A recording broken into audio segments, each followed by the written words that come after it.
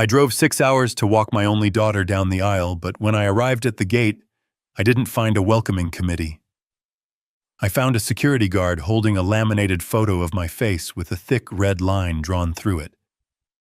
Beneath my picture were 4 words that ended my fatherhood forever. Do not let in. I didn't scream. I didn't beg. I simply turned my truck around and made one phone call. 4 hours later, the lights went out, the music stopped, and my daughter realized that her perfect day had ended the moment she decided I wasn't good enough to be part of it.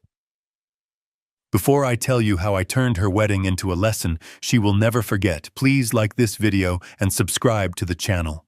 Tell me in the comments if you have ever been ashamed of your family, or if your family has ever been ashamed of you. I want to know your story. My name is William Carter, though most people in this town just call me Bill. At 72 years old, I have hands that feel like sandpaper, and a face that looks like a roadmap of every construction site I have ever managed. To the outside world, I am just an old man in a 1998 Ford F-150 that rattles when it hits 40 miles per hour. To my daughter Sarah, I am an embarrassment, a stain on her perfectly curated image. It was a Saturday morning in June, the kind of day that feels like it was manufactured specifically for weddings. The sky was a piercing blue, the air was warm, and I was wearing the only tuxedo I owned. It was hanging in the back of my truck, wrapped in plastic, swaying gently with every bump in the road. I had bought it 20 years ago for an awards banquet, and it still fit, though perhaps a little tighter around the chest than it used to. I had spent the morning polishing my work boots because I refused to wear those shiny patent leather shoes that pinch your toes. I figured a little black shoe polish would hide the scuffs. I was driving toward Golden Oaks. It is the kind of resort where the grass is cut with scissors and the water in the fountains is dyed a supernatural shade of blue. It is the most expensive venue in the state. It costs $50,000 just to unlock the front doors.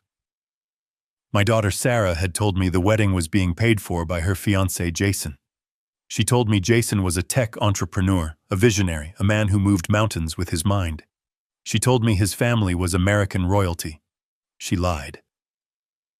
I turned off the main highway and onto the private drive lined with cypress trees.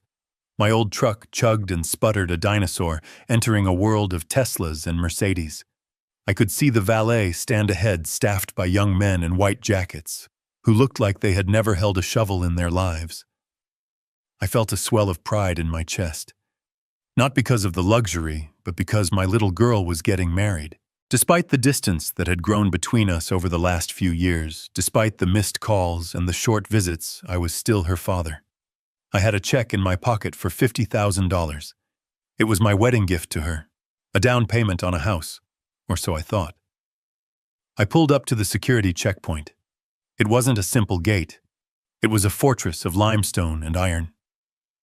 A security guard stepped out of the booth. He was a large man wearing a uniform that was too tight, with sunglasses that hid his eyes. He didn't look at me. He looked at my truck. He looked at the rust on the fender. He looked at the oil stain I was probably leaving on their pristine pavement. He raised a hand, palm out, stopping me before I could even roll down the window. I rolled it down anyway. The air conditioning in my truck had broken 3 years ago, and I was starting to sweat. Name, the guard barked. He didn't ask. He demanded. William Carter, I said, smiling. I am the father of the bride. The guard didn't check a list. He didn't look at a computer screen. He didn't smile back. Instead, he reached under his counter and pulled out a clipboard. He held it up to my face. Clipped to the board was a photograph. It was a picture of me taken from a distance, probably with a cell phone zoom. I was wearing my denim overalls, standing on the porch of my cabin, holding a wrench. It wasn't a flattering picture. But what drew my eye wasn't the photo itself. It was the thick red marker line slashed diagonally across my face, and the text written in bold, angry letters at the bottom. Banned. Do not admit. If cited, call police immediately. I stared at the image.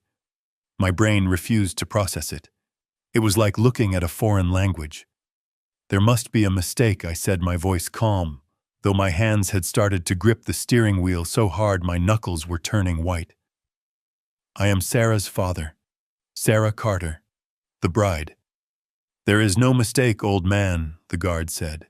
He leaned in closer, and I could smell the stale coffee on his breath. I have strict orders from Miss Sarah and Mr. Jason. No construction workers, no hillbillies, and definitely no one driving a heap of junk like this. You are ruining the aesthetic. The aesthetic. That was the word he used. My presence, my existence was a blemish on the visual perfection of my daughter's day. Turn around, the guard commanded, pointing back toward the highway. Before you leak any more oil on my driveway. If you are not gone in 30 seconds, I am radioing the sheriff. And trust me, you do not want to spend the night in a cell at your age. I sat there, the engine of my truck idling with a rough, rhythmic thumping. I looked past the guard up the winding drive toward the main clubhouse. I could see the white tents set up on the lawn. I could see the florists carrying massive arrangements of white hydrangeas. I could see the life I had paid for, though they didn't know it yet. My phone buzzed on the passenger seat. I picked it up.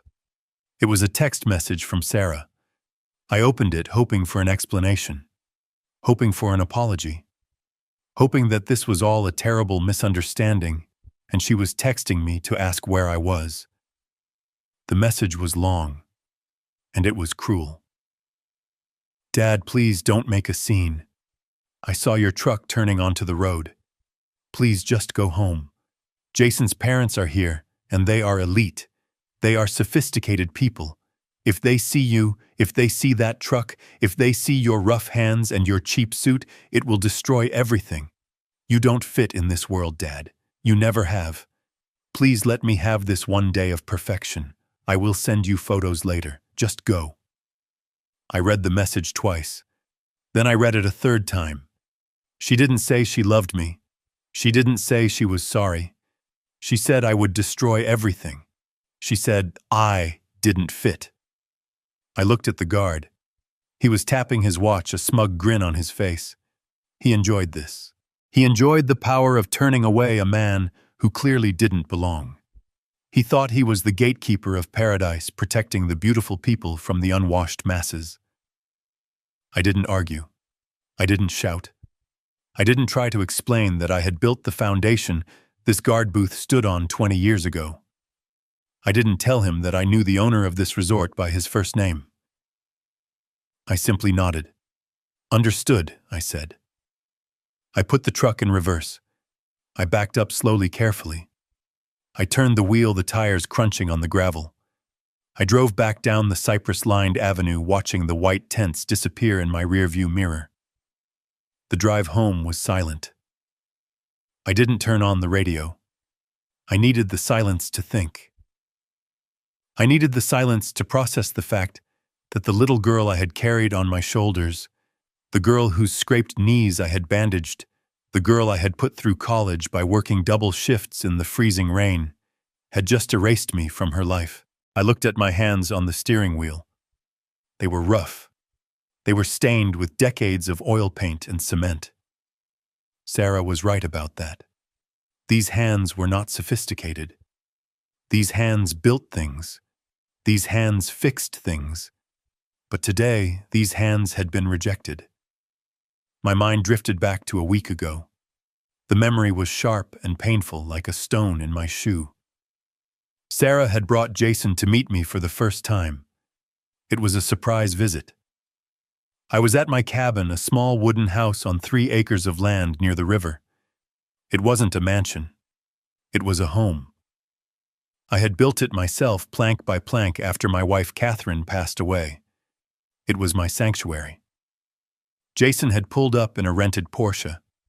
He stepped out wearing a suit that cost more than my truck. He looked at my cabin with a sneer that he didn't bother to hide. So this is the shack, Jason had said. He didn't say hello. He didn't shake my hand. He just looked at my home and called it a shack.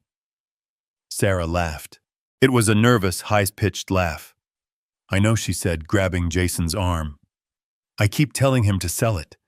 The land is worth something even if the house is garbage. We could use that money, Jason. Imagine if we put it into your crypto project. Dad would finally be useful. I was standing right there. I was holding a tray of lemonade I had just made for them. I heard every word. Useful. That was what I was to them. A resource. A potential bank account wrapped in old skin and denim. That day I had swallowed my pride. I had served them lemonade. I had listened to Jason brag about his tech company, about his algorithms, about his future billions.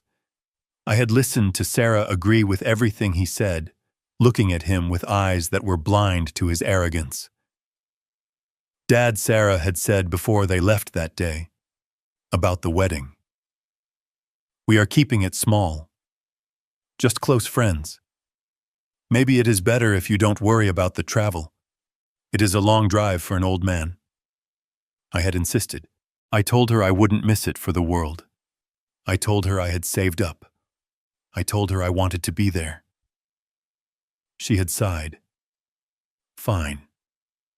But please, Dad, try to look presentable. Now, driving away from the Golden Oaks, I realized that presentable was never the goal. The goal was invisibility. She wanted me to disappear. She wanted the money she thought I could provide by selling my home, but she didn't want the man who came with it. I reached into my pocket and pulled out the check for $50,000. It was a cashier's check, hard cash. I looked at it for a moment, then I tore it in half. Then I tore it in half again. I opened the window and let the pieces of paper fly out into the wind.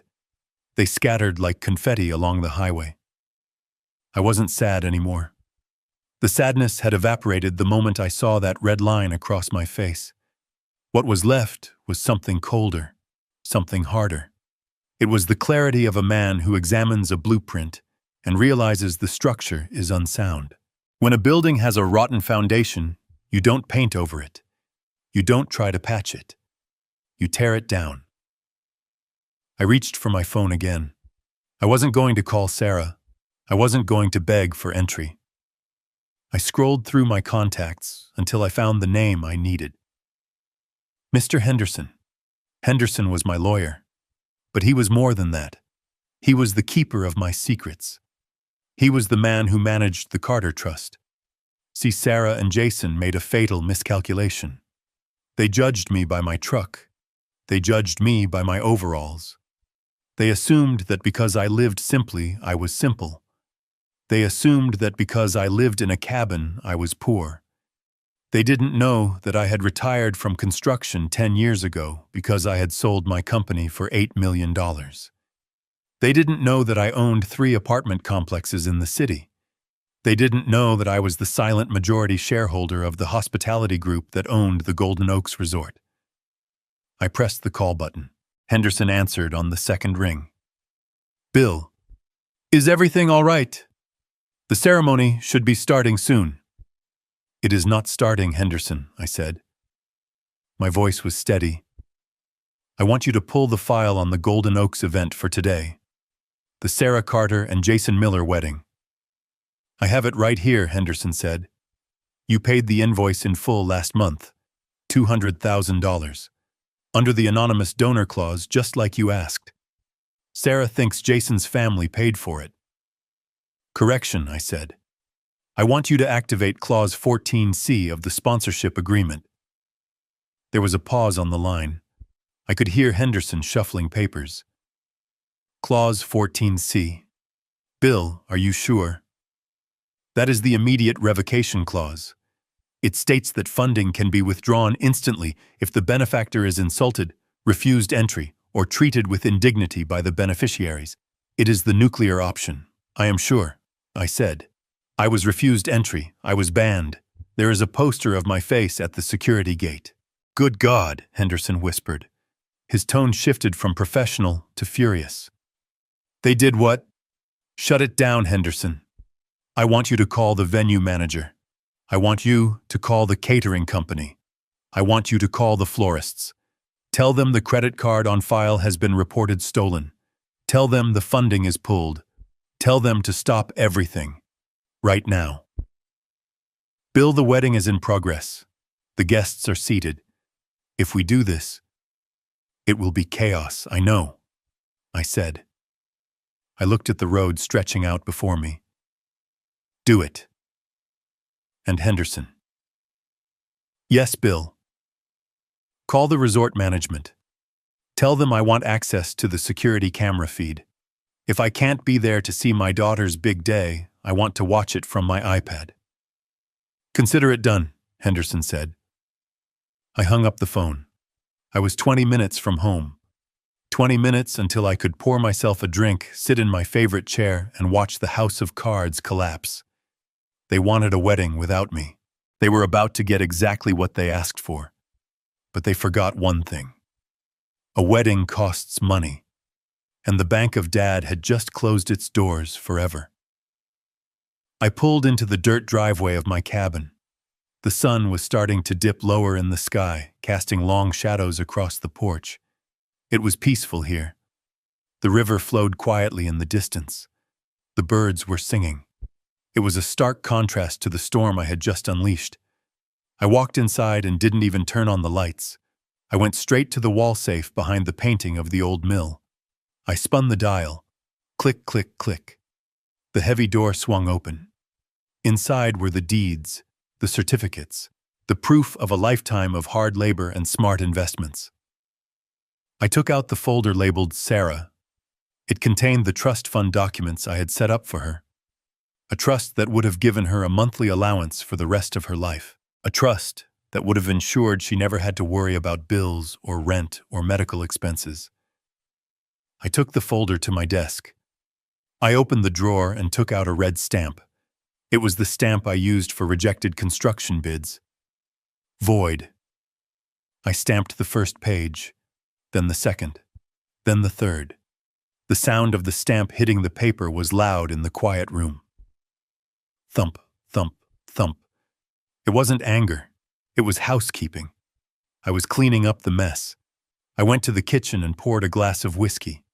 It wasn't the expensive stuff Jason drank. It was the cheap stuff that burns on the way down. It tasted like truth.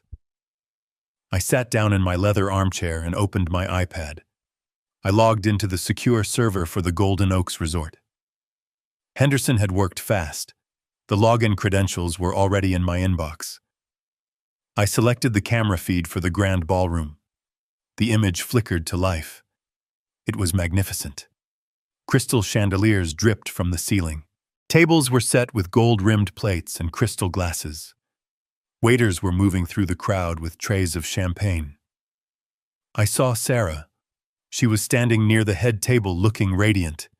She was laughing, holding a glass of wine, her other hand resting on Jason's arm. She looked happy. She looked relieved. She thought the problem me had been dealt with. I saw Jason. He was puffing out his chest, talking to a group of men, probably trying to sell them on some imaginary investment. He looked like he owned the place. I saw an older couple sitting next to them. A man in a tuxedo and a woman in a sequined gown. They looked distinguished. They looked wealthy. They must be the elite parents Sarah had told me about. I zoomed in. There was something odd about them. They didn't look at Jason with pride. They looked at their watches. They looked bored. They looked like they were on the clock. I took a sip of whiskey. Then it happened. On the screen, the massive crystal chandelier above the dance floor flickered. Once. Twice. Then it went dark. The music, which had been a soft orchestral swell, cut out abruptly with a screech of feedback.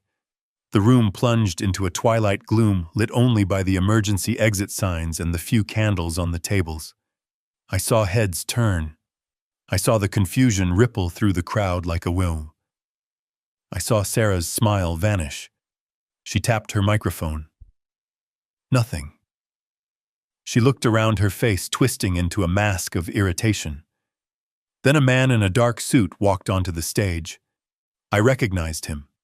It was Mr. Sterling, the general manager of the resort. He didn't have a microphone, so he cupped his hands around his mouth. I turned up the volume on my iPad. The security microphones were sensitive. I could hear the murmur of the crowd die down as Sterling began to speak. "Ladies and gentlemen," Sterling shouted, his voice echoing in the sudden silence. "I apologize for the interruption. However, we have just received notification that the funding for this event has been withdrawn. The credit line has been canceled by the account holder." I saw Sarah drop her wineglass. It shattered on the dance floor, red liquid splashing onto her white dress like a wound. "This is a private facility," Sterling continued, his voice devoid of sympathy. "Without payment, we cannot continue services. The kitchen has been closed. The bar is closed. We are asking all guests to please vacate the premises within 15 minutes. The room exploded into chaos. Sarah lunged at Sterling. I could hear her screaming, her voice shrill and panicked. "What are you talking about? My husband paid for this. Check the card again." Sterling held up a tablet. He showed her the screen. "The payment was made by the Carter Trust, ma'am. The authorization came from Mr. William Carter. He has reported the transaction as unauthorized use of funds and issued a stop payment order." I watched Sarah's face. The color drained out of it so fast, she looked like a ghost. "My father," she whispered. The microphone picked it up perfectly. "My father doesn't have any money. He lives in a shack." "I don't know about that, ma'am," Sterling said, stepping back to avoid her grasping hands. "I only know that the Carter Trust owns a significant portion of this resort, and Mr. Carter's word is law here.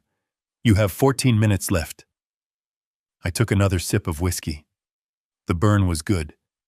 This was just the beginning. The lights were out, but the real show was about to start. Sarah was about to learn that when you ban the man who built the foundation, the whole house comes crashing down. I stepped inside the cabin and let the heavy oak door click shut behind me. The silence was immediate and absolute. I did not reach for the light switch. I did not need to see the worn rug or the chipped paint on the walls to know where I was. I knew every inch of this floor because I had laid it myself 40 years ago. My eyes adjusted to the gloom, the moonlight filtering through the dusty blinds, casting long, jail bar shadows across the room. To anyone looking through the window, this was just the sad, dark living room of a lonely widower who had nothing left but memories. They were wrong. I walked through the shadows to the study at the back of the house. There was a painting on the far wall, a simple watercolor of the lake my wife Catherine had painted 3 months before she died. I moved it aside gently, my fingers brushing the frame with a habit born of grief. Behind it sat a Titan steel safe bolted directly into the load-bearing studs of the house. It was cold to the touch. I spun the dial. Left to 24, right to 10, left to 72. The numbers were the date I laid the first brick of my first company. The tumblers clicked into place with a sound like a loaded gun. I pulled the heavy handle down. The door swung open, and the smell of old paper and cold steel filled the room. Inside, there were no stacks of cash. There were no gold bars. There was something far more dangerous. Information. I pulled out a leather-bound portfolio. I set it on the desk and turned on a single small brass lamp. The pool of yellow light illuminated the documents that Sarah believed did not exist. The first document was a deed. Not for this cabin, but for the Skyline Heights apartment complex downtown. 300 units, fully occupied, debt-free. I turned the page. A majority shareholder certificate for Carter Construction Holdings. The company I supposedly sold for scraps, but actually converted into a passive income empire that generated $40,000 a month in dividends alone. My daughter thought I lived on a pension check and Social Security. She thought the reason I drove a 20-year-old truck was that I couldn't afford a new payment. She never understood that wealth isn't loud. Wealth is quiet. Wealth is having the freedom to not care what a security guard thinks of your boots. Then I reached for the blue folder, the one that mattered tonight.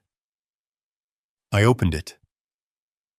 On the top was the invoice for the Golden Oaks Resort wedding package, $212,000, paid in full via wire transfer 3 months ago. At the bottom of the page was a signature line. It did not say Jason Miller. It did not say the Miller family. It was signed William Carter, and right next to it was the addendum I had insisted on. The privacy clause. It stated that the source of the funding must remain anonymous to the bride and groom unless a breach of contract occurred. I ran my thumb over the signature. Sarah had called me crying months ago, saying Jason's funds were tied up in overseas investments, and they needed a deposit to secure the date. She had lied. Jason didn't have funds tied up. He was broke. I knew because I had run a credit check on him the day they got engaged. I had paid for this wedding not because I was a fool, but because I wanted my daughter to have her dream even if she was marrying a nightmare. I had saved her from humiliation. I had covered her fiancé's lies. I had literally paved the road she was walking on today. And her thank you was a photo of my face at the security gate telling the world I was unwanted trash. I dug deeper into the safe and pulled out one last document. It was a commercial lease agreement. It was the master lease for the land the Golden Oaks Resort stood on. I had bought the acreage 30 years ago when it was just swamp and timber. I leased it to the resort management company on a 99-year term. I wasn't just the man who paid for the party. I was the landlord of the very soil Sarah was standing on right now. If I wanted to, I could technically evict the entire resort, though that would take months of court battles. But I didn't need to do that. I just needed to stop the music. I looked at the papers spread out under the lamp. They were proof of a life spent building, saving, and protecting. They were the legacy I had built for Sarah, and tonight she had rejected the builder but tried to keep the building. I looked at the clause again. Clause 14C, breach of conduct. It gave the benefactor the right to terminate the event immediately if the venue or the guests acted in a way that dishonored the donor. Banning the man who wrote the check was definitely a dishonor. I wasn't just an old man in a truck anymore. In this room under this lamp, I was the institution. I was the bank. I was the CEO. And I was about to call in a debt that could not be paid. I closed the folder. The sound was final. It was the sound of a gavel hitting the block. It was time to make the call. I reached into the bottom drawer of my desk, past the old blueprints and the faded tax returns from 1999. My hand closed around a thick manila envelope that had been delivered to my doorstep 3 days ago via private courier. It had no return address, just a red stamp that read confidential. I had resisted opening it until now. A part of me, the part that was just a father who wanted to walk his little girl down the aisle, had wanted to believe the fairy tale. I wanted to believe that Jason really was the tech visionary Sarah claimed he was. I wanted to believe that she had found a partner who could provide for her the way I always had. But the builder in me, the man who knows that you never pour concrete until you have tested the soil, knew better. I had hired Reynolds, the best private investigator in the state, a month ago, when Sarah started asking me for large sums of cash to cover investment opportunities Jason had found. I pulled the tab on the envelope. The sound of the paper tearing was sharp in the quiet room. I slid the contents out onto the desk right next to the deed to the resort. It was a dossier. A thick stack of paper clipped together, smelling of toner and cold hard facts. The first page was a summary. A background check on one Jason Alexander Miller. I scanned the basic information. Date of birth, social security number, last known address. It wasn't the penthouse apartment Sarah had bragged about. It was a sublet in a transient neighborhood near the airport. Then I got to the employment history. Sarah had told me Jason was the CEO of a company called Nebulous Systems. She said they were revolutionizing the blockchain. She used words like synergy and disruption. I looked at the report. Reynolds was thorough. Occupation, unemployed. Previous employment, shift supervisor at a car rental agency, terminated for cause. Sales associate at a cell phone kiosk, quit after 3 months. There was no Nebulous Systems. There was no tech empire. There was just a website registered on a free domain host 3 months ago, populated with stock photos of people shaking hands in glass conference rooms. The CEO headshot wasn't even Jason.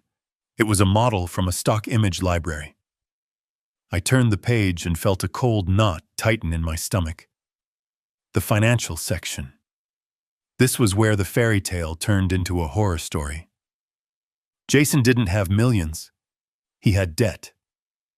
Massive, suffocating, life-ending debt.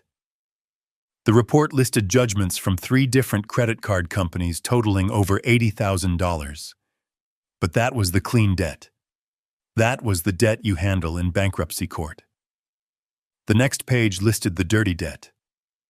Reynolds had dug deep. He had found the gambling records. Atlantic City. Online sports betting sites based in the Caribbean. Underground poker rooms in the city. Jason was a gambler, and he was a bad one. Total estimated liabilities to unlicensed lenders, $540,000. I stared at the number. $500,000. This wasn't just bad money management. This was a death sentence. I realized with a jolt of clarity exactly what this wedding was. It wasn't a celebration of love. It was a fundraising event. Jason wasn't marrying my daughter because he cherished her. He was marrying her because he needed the cash gifts. He needed access to her credit score, which was still pristine thanks to my guidance. He needed a wife he could use as a shield against the people who break legs for a living. I flipped through the photos attached to the file. Grainy shots of Jason arguing with men in leather jackets outside a pool hall. Photos of him pawning a Rolex watch. Photos of him driving a rented Lamborghini, the same one he had driven to my house to mock me, and then returning it an hour later to avoid the extra mileage fees. He was a hollow man. A shell of ego and desperation painted over with a thin layer of arrogance. And my daughter, my smart, ambitious Sarah, had fallen for it, hook, line, and sinker. She had looked at his rented suit and his leased car and seen a prince. She had looked at my paid-for truck and my paid-for land and seen a peasant. I felt a surge of anger so hot it made my vision blur. I wanted to drive back to the resort, kick down the doors, and drag him out by his collar. I wanted to expose him right there in the middle of the dance floor. But then I turned the page to the section titled The Parents. This was the knife twist. This was the part that turned my anger into something freezing cold. Sarah had been so specific about Jason's parents. She had told me they were old money. The type of people who summer in the Hamptons and winter in Aspen. She said they were sophisticated, cultured, the kind of people who wouldn't understand a man like me. That was her justification for the sign at the gate. She was protecting their delicate sensibilities from the sight of her blue-collar father. I looked at the dossier. Reynolds had identified the couple sitting at the head table right now. The man was not an oil tycoon. His name was Gary. He was a retired high school drama teacher who did local commercials for car dealerships. I recognized him now. He was the guy who yelled about low financing rates on the local cable channel at 2 in the morning. The woman was not a socialite. Her name was Linda. She was a former hostess who picked up extra work through a casting agency for distinguished seniors. Booking fee, $200 per hour plus meals. I leaned back in my chair, the leather creaking under my weight. The silence of the cabin felt heavy, pressing against my eardrums. My daughter had abandoned her real father, the man who had held her hand when she got stitches, the man who had paid for her braces, the man who had taught her how to ride a bike to make room for 2 actors hired from a catalog. She had traded flesh and blood for props. She was ashamed of me. She was ashamed of the sawdust on my clothes and the calluses on my hands. She wanted a fantasy so badly that she was willing to cut out the only real thing in her life to get it. The anger I had felt moments ago began to recede, leaving behind a vast, empty pity. It was a cold, clinical pity. I looked at the photo of Sarah clipped to the file. She looked so happy in the picture, oblivious to the shark swimming next to her. She thought she had won the lottery. She thought she was ascending into the elite class. She was actually walking into a trap, Jason was going to drain her dry. He was going to take every penny I had given her over the years. He was going to ruin her credit mortgage, her future, and leave her with nothing but debt and regret. If I went there now and stopped the wedding by force, she would hate me. She would say I was jealous. She would say I was trying to ruin her happiness. She wouldn't believe the dossier. She would say I forged it. She was too deep in the delusion. I realized then that I couldn't save her from the fall. I could only choose when to pull the safety net away. She had called me a simple man. She had mocked my intellect. She thought she was smarter than me because she worked in marketing and I worked in dirt. But she couldn't see a con artist standing 3 feet in front of her. I picked up the photo of the fake parents again, Gary and Linda. They were probably eating the lobster thermidor I had paid for right now. They were drinking the vintage champagne I had authorized. They were playing their roles perfectly, smiling and nodding, checking their watches, waiting for their shift to end so they could collect their check and go home. And Sarah. She was beaming at them, desperate for their approval, desperate to be accepted into a family that didn't exist. It was pathetic. It was the most tragic thing I had ever seen. My eyes moved to the bottom of the dossier where Reynolds had stapled a printout of Jason's text messages. He had managed to clone Jason's phone for a brief window. The texts were from yesterday. From Jason to a contact named Vinny, "Don't worry about the payment. The wedding is tomorrow." The old man gave her a fat check, plus the cash gifts. "I'll have your $50K by Monday. Just call off the dogs." From Sarah to Jason, I handled my dad. "He won't be coming. I told security to keep him out. I don't want him embarrassing your parents." From Jason to Sarah, "Good girl. We don't need that trash around us. We are building an empire, babe." Trash. That is what he called me. And she agreed. Good girl, he called her. Like she was a dog he had trained to bite the hand that fed her. I closed the dossier. The pity hardened into resolve. I wasn't just an excluded father anymore.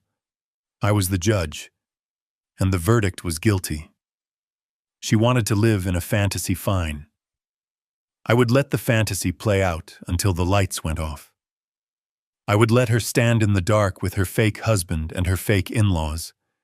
I would let her feel the cold reality of the world she had chosen. I wasn't doing this to be cruel. I was doing this because it was the only lesson she would ever understand. You cannot build a life on lies. You cannot build a future on debt. And you certainly cannot build happiness by discarding the people who love you. I looked at the phone on my desk. It was time to make the call to Henderson. It was time to cut the power. It was time to show Sarah exactly what her empire was worth when the Bank of Dad stopped making deposits. I reached for the receiver. My hand was steady. I didn't feel like crying anymore. I felt like working. And tonight, my work was demolition. I was going to bring the whole house down, brick by fake brick. I picked up the receiver of the landline on my desk. It was an old, heavy black phone, the kind that feels like a weapon in your hand. I dialed Arthur Henderson's private mobile number. I didn't need to look it up.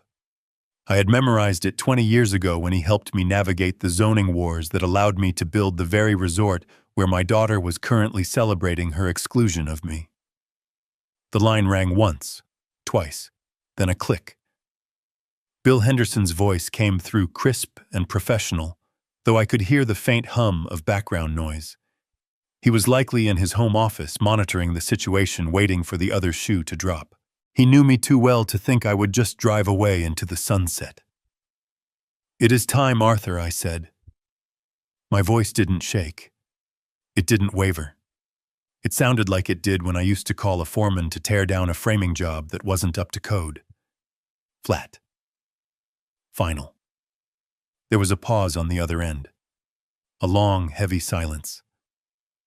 "You want to execute Clause 14C?" Henderson asked. He didn't sound surprised, just resigned. He was a good lawyer. He knew that when a contract is breached, the remedy must be enforced. "Execute it," I confirmed. "But I do not just want the funding pulled. I want a complete facility lockout. We are moving from a sponsorship withdrawal to a hostile shutdown. I leaned forward in my chair, resting my elbows on the dossier of Jason's lies. Walk me through the kill switch, Arthur. I want to know exactly what is going to happen. Henderson cleared his throat. I could hear the rustle of papers. All right, Bill. I have the master control agreement for Golden Oaks open. As the majority shareholder of the holding company, you have executive override on all facility operations. Step 1 is the financial severance. I am logging into the merchant portal right now. I waited. I took a sip of whiskey. Done, Henderson said. The master account linked to the event has been frozen. The credit limit has been set to 0. Any further charges attempted by the venue staff for drinks overtime or incidentals will be declined instantly. The open bar tab is now a dead account. Good, I said. Now the infrastructure. I want the room dead, Arthur. I am contacting the facility manager Dave on the other line, Henderson said. His voice was typing as he spoke. I am issuing a code red override. This instructs the engineering team to isolate the power grid for the grand ballroom. We are not cutting the emergency lights. We don't want a lawsuit for injuries, but the main stage power, the audio-visual circuits, and the atmospheric lighting are being cut. How long, I asked. 90 seconds, Henderson replied. Dave is at the breaker panel. He is just waiting for my confirmation code. Give it to him, I said. And the sound. The sound system is on a separate loop, Henderson explained. We are remotely revoking the digital license for the DJ's interface. His console is going to lock up. The microphones will mute. The speakers will cut. Silence, Bill. Absolute silence. And the food, I asked. I paid $50,000 for a 5-course meal. I don't want Jason or his fake parents taking a single bite of the entree. The catering manager is getting the call now, Henderson said. The order is to cease service immediately. The waitstaff is being instructed to clear the tables. If the food hasn't been served, it stays in the warming ovens. If it is on the table, it gets bussed. The contract states that upon funding cancellation, all unconsumed inventory remains the property of the vendor. They aren't going to feed a party that isn't paying. I looked at the screen of my iPad. The party was still in full swing. Sarah was laughing. Jason was pouring champagne. They looked so secure, so untouchable. One more thing, Arthur, I said. The honeymoon suite. The presidential villa. Ah, Henderson said. The jewel of the resort. Lock it out, I ordered. I want their keycards deactivated. I want the reservation wiped from the system. I want security to flag their names. If they try to go up there tonight to hide or to sleep, or to consummate this farce of a marriage, I want the red light to flash on the door. I want them standing in the hallway with their luggage, realizing they have nowhere to go. It is done, Bill Henderson said softly. I just sent the command to the central server. The keys are plastic scrap. The room has been released back into inventory. I took a deep breath. It was a strange sensation wielding this kind of invisible power. I wasn't shouting. I wasn't making a scene. I was sitting in a dark cabin miles away, flipping switches that would dismantle my daughter's world. It felt like surgery. Necessary, painful, and precise. Bill Henderson said, his voice breaking his professional detachment for a moment. Are you sure? Once I give Dave the final go-ahead on the power, there is no unringing this bell. The humiliation will be public. It will be total. I looked at the photo of me on the clipboard that the guard had held up. Banned. Do not let in. They wanted me out, Arthur, I said. They wanted to erase me. I am just giving them what they wanted. A wedding completely free of my influence. Which means a wedding free of my money, my property, and my protection. I understand, Henderson said. Executing sequence now. I heard him typing furiously. Financials terminated, he listed off. Catering stop order issued.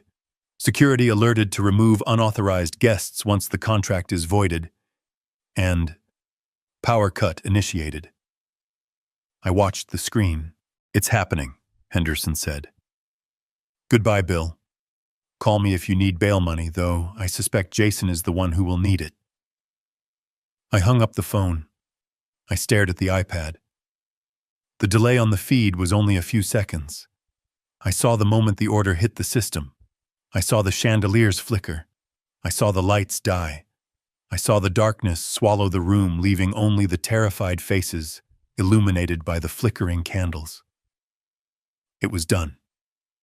The builder had pulled the cornerstone. Now I just had to watch the collapse. I poured another 2 fingers of whiskey into my glass and leaned closer to the iPad screen. The feed from camera 4 offered a panoramic view of the grand ballroom, a high-angle shot that made the guests look like chess pieces on a very expensive board. It was a scene of absolute manufactured perfection. The floral centerpieces were towering sculptures of white orchids and hydrangeas costing $300 a table. The linens were crushed velvet in a shade of champagne that Sarah had insisted was essential for the ambiance. The light from the crystal chandeliers refracted through the room, creating a shimmering golden haze that softened the edges of reality. It was beautiful. It was expensive. And it was entirely fraudulent. I zoomed in on the head table. There was Jason standing up holding a flute of Dom Perignon. Even through the digital feed, I could see the sheen of sweat on his forehead. He was in his element, or at least the element he desperately pretended to belong to. He was wearing a tuxedo that fit him a little too well, likely tailored within an inch of its life to hide the fact that he was a man crumbling under the weight of $500,000 in debt. He was gesturing expansively with his free hand, addressing a group of men at the adjacent table. These weren't friends. I recognized one of them. It was the local Lexus dealer. Jason wasn't celebrating his marriage. He was networking. He was pitching. I turned up the volume on the iPad. The ambient noise of clinking silverware and polite laughter filled my quiet cabin. I could catch snippets of Jason's voice, loud and brash, cutting through the murmur. Blockchain integration, he was saying, pumping his fist slightly. We are talking about a paradigm shift in how assets are liquidated. Nebulous Systems isn't just a company, gentlemen. It is a movement. You get in on the ground floor now, and in 6 months you are looking at a 10x return. Conservative estimate. He took a swig of champagne, not sipping it like a gentleman, but gulping it like a man who needed the liquid courage. He looked manic. His eyes darted around the room, scanning the exits, scanning the faces, perhaps looking for the debt collectors he knew were circling. But to the room, he was the picture of young, aggressive success.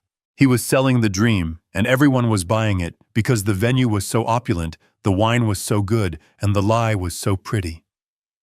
Then the camera panned slightly to the left, and I saw Sarah. My heart didn't break. It had already broken at the gate.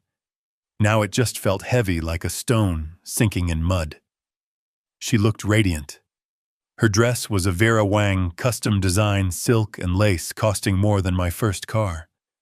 She had her hand resting on the table displaying the diamond ring Jason had bought on credit that was likely secured against her own social security number without her knowledge. She wasn't looking at Jason with love. She was looking at him with triumph. She was scanning the room and her eyes soaking in the envy of her bridesmaids, the approval of the guests, the sheer magnitude of the event. She was smiling the smile of someone who believes they have pulled off the heist of the century. She had successfully exorcised her past. She had scrubbed away the blue-collar stain of her upbringing. There were no rough hands here. No old trucks. No embarrassing fathers in denim. Just gold crystal and the illusion of aristocracy. She turned to the woman sitting next to her, Linda the actress, hired for $200 an hour. Sarah leaned in and whispered something, laughing softly. Linda laughed back, a practiced hollow sound, and patted Sarah's hand. It was a performance within a performance. Sarah was desperate for this woman's approval, desperate to be accepted by this fake matriarch of a fake dynasty. She was preening under the attention of a stranger she thought was her mother-in-law. It was excruciating to watch. It was like watching a child play house in a building that was on fire. I watched as a waiter approached the head table with a silver tray. He placed a plate of filet mignon in front of Jason. I knew that steak. It was Japanese A5 Wagyu, $80 a pound. I had approved the invoice myself. Jason picked up his knife and fork, sawing into the meat with an aggression that betrayed his nerves. He ate quickly, almost frantically, as if he was afraid someone was going to snatch the plate away before he could finish. Sarah took a delicate bite of her lobster. She looked around the room again, her gaze lingering on the empty chair at the back of the room where I should have been sitting. But she didn't look sad. She looked relieved. She raised her glass in a silent toast to herself. She had done it. She had curated her life to perfection. I looked at the timestamp on the security feed. It was 7:42 p.m. Henderson had said the kill switch would execute in 90 seconds. That was 2 minutes ago. The delay in the feed meant it was happening right now. In the video, Jason stood up again. He tapped his glass with a spoon. The sharp pinging sound echoed through the iPad speakers. The room quieted down. He adjusted his bow tie, puffing out his chest. He looked like a rooster crowing on a pile of debt. "I want to propose a toast," Jason announced, his voice booming. "To the future, to building empires, and to family, the kind of family that matches our ambition." Sarah beamed. She looked up at him, her eyes shining with tears of joy. She truly believed she had won. She believed this moment was the start of her golden age. I took a sip of my cheap whiskey and swallowed it down. "Enjoy the toast, Jason," I whispered to the empty room. "Because you are about to find out that empires built on other people's money have a nasty habit of collapsing when the rent comes due." On the screen, the massive crystal chandelier above their heads gave a sudden, violent flicker. It wasn't a subtle dimming. It was a spasm. The light surged brighter for a fraction of a second, illuminating the greed and the fear on Jason's face in harsh white clarity. And then everything went black. The darkness wasn't just an absence of light. It was a physical weight that dropped onto the room with the force of a hammer. For 3 seconds, there was absolute silence. No breath, no movement, just the shock of a world that had suddenly ceased to exist. Then the screaming started. It wasn't the scream of people in mortal danger. It was the scream of entitlement being denied. It was the sound of 200 people realizing their comfort had been snatched away without permission. I watched on the iPad screen as the infrared night vision on the security cameras kicked in, turning the scene into a ghostly, greenish monochrome. Jason was still standing with his glass raised, frozen, like a statue. He tapped the microphone. Thump, thump. Nothing. The feedback loop was dead. His voice, moments ago booming with arrogance about empires and blockchain, was now just a small, insignificant sound in a very large, very dark room. Then the emergency lights flickered on. They weren't the soft golden sconces of the ballroom. They were harsh industrial halogen beams mounted above the exit doors. They cast long, jagged shadows across the tables, turning the floral arrangements into strange, looming monsters and making the guests' faces look gaunt and terrified. The illusion of the fairy tale was gone. What was left was a warehouse full of confused people in expensive clothes. I saw the service doors swing open. A phalanx of waitstaff marched in. They weren't carrying trays of food. They were pushing bus tubs. They moved with military precision, instructed by the order Henderson had sent. They began clearing the tables immediately.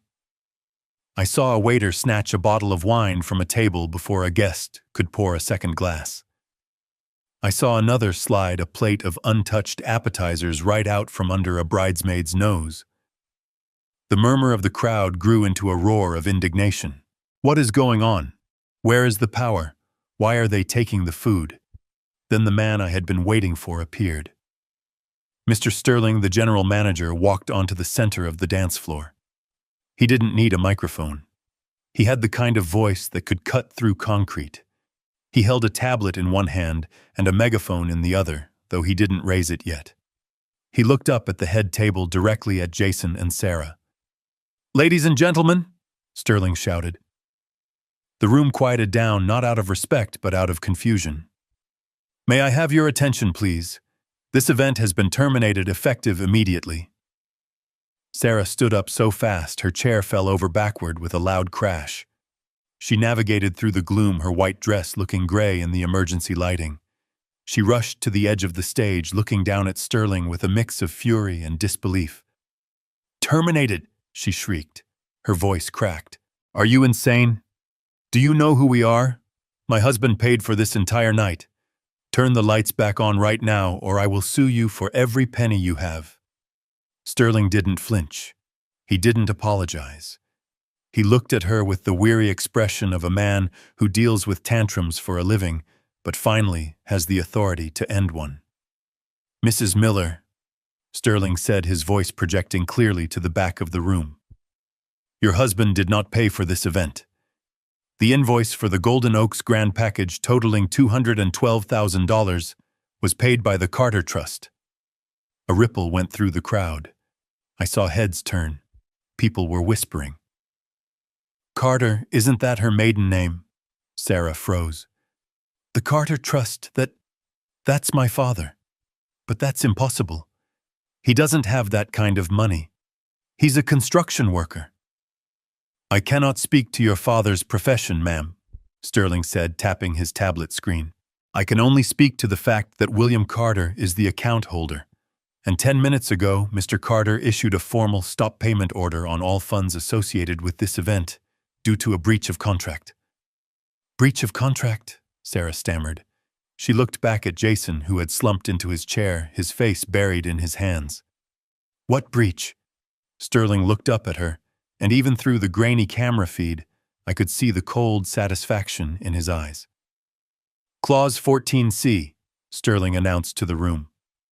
"The donor reserves the right to withdraw funding if they are denied access to the event or treated with indignity.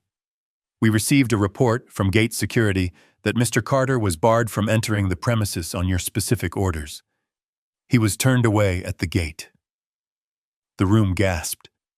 It was a collective intake of breath that sucked the air out of the ballroom. The guests turned to look at each other. The whispers became louder, sharper. "She banned her own father. The guy who paid for all this. I thought she said her husband was a crypto millionaire." Sarah looked around, her eyes wide with panic. She was losing the narrative. The story she had spun for years, the story of the self-made woman marrying the tech genius, was unraveling in real time. "That's a lie," she screamed, pointing a trembling finger at Sterling. "My dad is a broke old man. He lives in a shack. He couldn't pay for a coffee, let alone this wedding. Jason paid. Jason, tell them." She turned to Jason. She grabbed his shoulder and shook him. "Jason, tell him, show him the receipt, show him the bank transfer." Jason looked up. His face was pale, slick with sweat. He looked like a cornered animal. He didn't look at Sarah. He looked at the exit signs. "Jason," Sarah whispered. The microphone on the head table had been cut, but the ambient mics caught her voice perfectly. "Why aren't you saying anything?" Jason stood up slowly. He adjusted his jacket, but his hands were shaking so bad he couldn't straighten the lapels. "There was a mix-up with the bank," Jason mumbled. "It was weak. It was pathetic. My funds are overseas. The transfer must have bounced. I told your dad to cover the deposit just in case." "The deposit?" Sterling laughed. It was a harsh, dry sound. "Mr. Miller, the Carter Trust paid the full balance 3 months ago. You haven't paid a dime. In fact, the credit card you put on file for incidentals was declined an hour ago for a $10 charge at the lobby bar." The humiliation was total. It was absolute. 200 people watched as the golden boy crumbled into dust. The man who claimed to be building empires couldn't even buy a cocktail.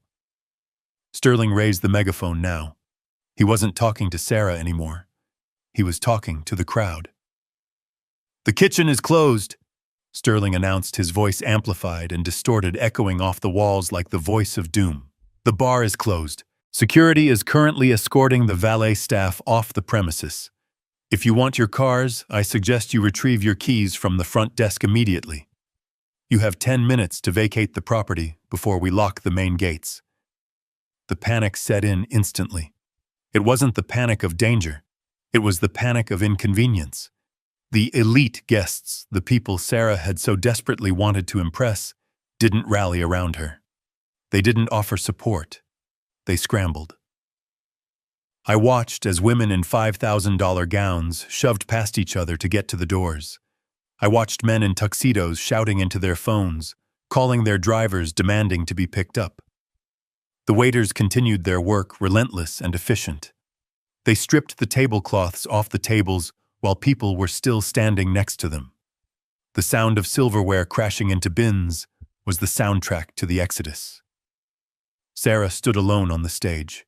Jason had vanished into the crowd, slipping away like a thief in the night. She looked at the empty tables.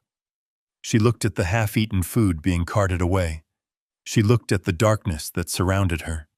She looked exactly like the little girl who used to throw tantrums in the grocery store when I wouldn't buy her candy. But this time, I wasn't there to pick her up. I wasn't there to smooth it over. I took a sip of my whiskey. It was warm now, but I didn't mind. The show wasn't over. The rats were fleeing the ship, but the captain was still on board, and the ship was sinking fast. I saw the two actors, Gary and Linda, the fake parents, stand up from the head table. They didn't look panicked. They looked annoyed. Gary checked his watch.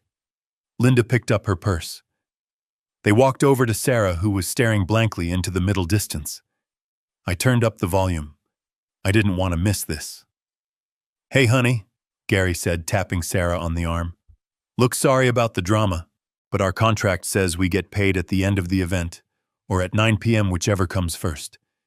It's 8,000 churros, but the event is technically over." Sarah looked at him, her eyes unfocused. "What? The fee?" Linda said, her voice sharp. $200 an hour. We've been here for 4 hours, plus the travel stipend. That's $1,000.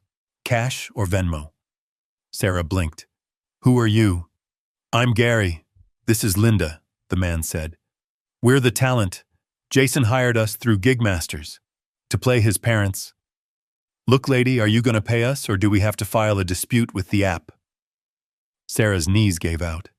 She sat down hard on the edge of the stage, her expensive dress pooling around her like a deflated parachute. "Actors," she whispered. "You're actors. We're professionals," Linda huffed. "And professionals get paid. Where is Jason?" "He ran," Sarah said. Her voice was flat, dead. "He ran away." I watched from my cabin miles away as the reality of her choices crashed down on her. She was alone in the dark, wearing a dress she didn't own, married to a fraud, abandoned by the father she had banned. It was the most expensive lesson I had ever taught her, and class was just beginning. I watched the screen as the woman Sarah believed to be her mother-in-law unclasped her purse. The movement was sharp, devoid of the graceful, aristocratic languor she had displayed all evening. Linda, the $200 an hour extra, was done performing. She reached into her clutch, pulled out a pack of cigarettes, and lit one right there at the head table. The flame from her lighter flared in the gloom, a tiny beacon of rebellion against the sudden austerity of the room. The smoke curled up toward the dead chandelier. It was the ultimate breach of etiquette in a venue that prided itself on exclusivity, but Linda clearly didn't care about the rules of a game that had just been canceled. She took a long drag, exhaled a gray plume into the face of a stunned bridesmaid, and turned her attention to my daughter. Sarah was still slumped on the stage, her expensive dress pooling around her like a puddle of spilt milk. She looked up at the woman, her eyes wide and wet, seeking comfort. She reached out a trembling hand, perhaps expecting the maternal warmth that Linda had been contracted to provide for the past 6 hours. Mom Clara whimpered.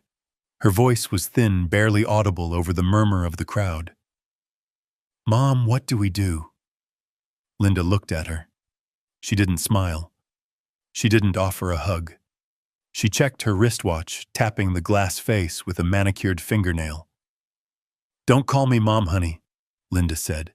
Her voice carried. It was a smoker's voice, raspy and hard, nothing like the cultured mid-Atlantic accent she had been using all night. The contract ended at 8 o'clock. It is 8:05. I am off the clock. And frankly, this working environment is unsafe. Sarah blinked, her brain misfiring, as it tried to reconcile the woman in front of her with the character she had married into. Contract, Sarah whispered. Gary, the man playing the father, stepped forward. He loosened his bow tie, undoing the top button of his shirt with a sigh of relief. He looked down at Sarah with the expression of a contractor looking at a client whose check had bounced. Look, Lady Gary said, pointing a finger at her. We are professionals. We did the rehearsal dinner.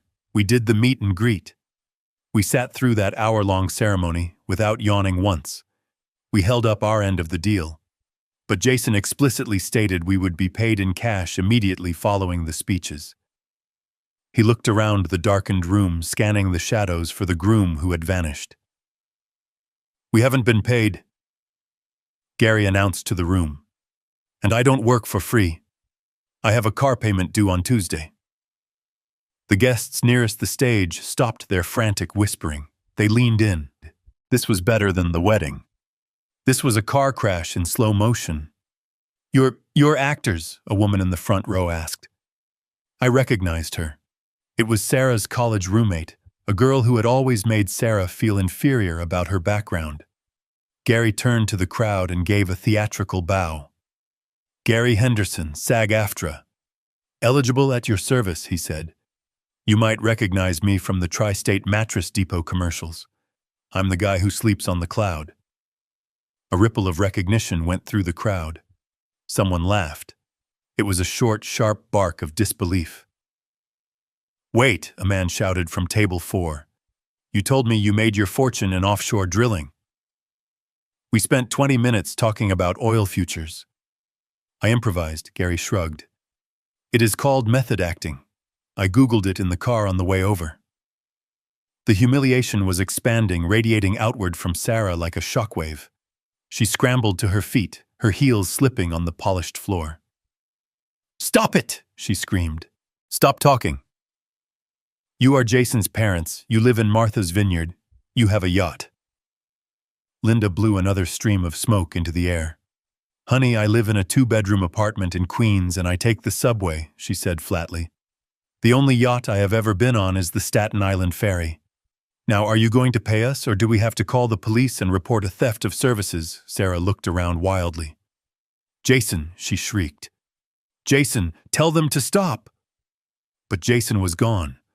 The rat had scurried off the ship the moment the water started rushing in. Sarah stood alone, surrounded by the wreckage of her lies. The 2 people she had used to validate her social climbing, the 2 people she had preferred over her own flesh and blood, were now shaking her down for petty cash in front of 200 witnesses. And then the phones came out. It started with 1 or 2, a discreet lift of a smartphone, a quick snap. But as the absurdity of the situation sank in, the floodgates opened. The guests, these people Sarah had curated so carefully, these friends she wanted to impress so desperately, turned on her. They weren't helping her. They were filming her. I watched on my screen as dozens of small, rectangular lights illuminated the darkness. They were like fireflies surrounding a dying animal. The flashes popped, blinding Sarah, freezing her terror in high definition. I could see their lips moving. I didn't need audio to know what they were saying. They were live streaming. They were posting stories. They were typing hashtags. Wedding fail. Groom missing. Fake parents. Sarah covered her face with her hands. She tried to hide, but there was nowhere to go. She was trapped in the center of the room, illuminated by the merciless glow of social media. This is what she wanted, I thought, taking a sip of whiskey. She wanted to be the center of attention. She wanted to be viral. She wanted everyone to look at her. Well, they were looking now. One of the bridesmaids, a girl in a pink dress, who looked like she had cost more than my entire house, stepped up to the edge of the stage. She didn't offer a hand to help Sarah down. She held up her phone and started recording a selfie video with Sarah sobbing in the background. "Oh my God, you guys," the bridesmaid said, her voice carrying to the security mic. "You will not believe this. The groom is a fraud. The parents are paid actors, and the bride just got dumped at the altar because the checks bounced. This is literally the most insane thing I have ever seen." Sarah heard her. She lowered her hands. She looked at her friend. "Becky," Sarah whispered. "Please, don't." Becky didn't stop recording. She just pivoted to get a better angle of the fake mother smoking a cigarette. "This is gold," Becky said. I watched Sarah's posture collapse. It wasn't just fear anymore. It was the crushing weight of realization. She was realizing that these people weren't her friends. They were an audience, and she had just become the entertainment. Linda stepped closer to Sarah, invading her personal space. "Look, sweetheart," Linda said, her voice dropping to a menacing growl. "Jason owes us $2,000. If he is not here, the debt falls to you. You are the bride. You are the partner. Pay up." "I don't have it," Sarah sobbed.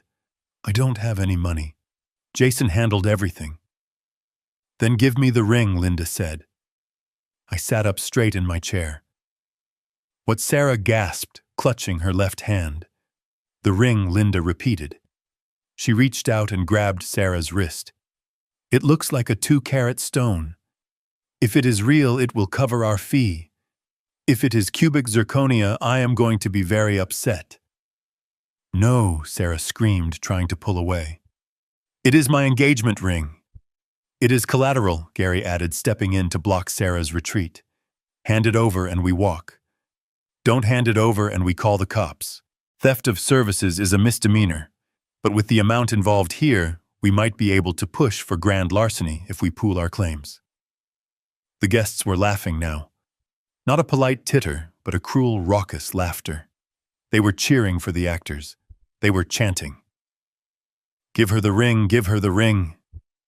It was a mob dressed in tuxedos and evening gowns. They had been denied their dinner, they had been denied their party, and now they wanted blood. They wanted a sacrifice. Sarah looked at the crowd. She looked at the faces of the people she admired, the people she had banned me to impress, and she saw nothing but mockery. She looked down at her hand. Her fingers were trembling so violently, the diamonds sparked in the gloom. "Fine," she screamed. Take it, and get out." She wrenched the ring off her finger. She didn't hand it to Linda. She threw it. The ring skittered across the floor, spinning like a top. Linda moved with surprising speed for a woman of her age. She snatched it up before it could roll into a vent. She held it up to the beam of an emergency light, squinting at it. "It looks decent," Linda judged. "Probably worth a pawn shop quick sale." She looked at Gary. "We're good." "We're good," Gary said. He looked at Sarah one last time. He didn't say sorry. He didn't say goodbye. He just buttoned his collar, fixed his tie, and slipped back into the character of a man who had better places to be. "Pleasure doing business with you," he said. The two actors turned and marched off the stage, pushing their way through the crowd of jeering guests. They exited through the service doors, vanishing into the night, with the symbol of my daughter's marriage in a pocket next to a pack of cigarettes. Sarah stood frozen. She looked at her bare hand. The pale strip of skin where the ring had been was the only clean thing left on her. The guests began to filter out. Their entertainment concluded. They didn't say goodbye to the bride. They walked past her as if she were a piece of furniture. I heard snippets of their conversations as they passed the microphones. What a disaster. I knew she was trash. Did you see the dad? Or the fake dad? Who even does that? Sarah sank to her knees on the dirty floor of the stage. The flowers were wilting in the heat of the unventilated room. The darkness was absolute now, save for the cruel spotlight of the exit signs. She was alone. Truly, completely alone. I reached for the bottle of whiskey. It was empty. Good, I thought. I didn't need to drink anymore. I needed a clear head for what came next. The destruction phase was over. The foundation had been blasted. The walls had crumbled.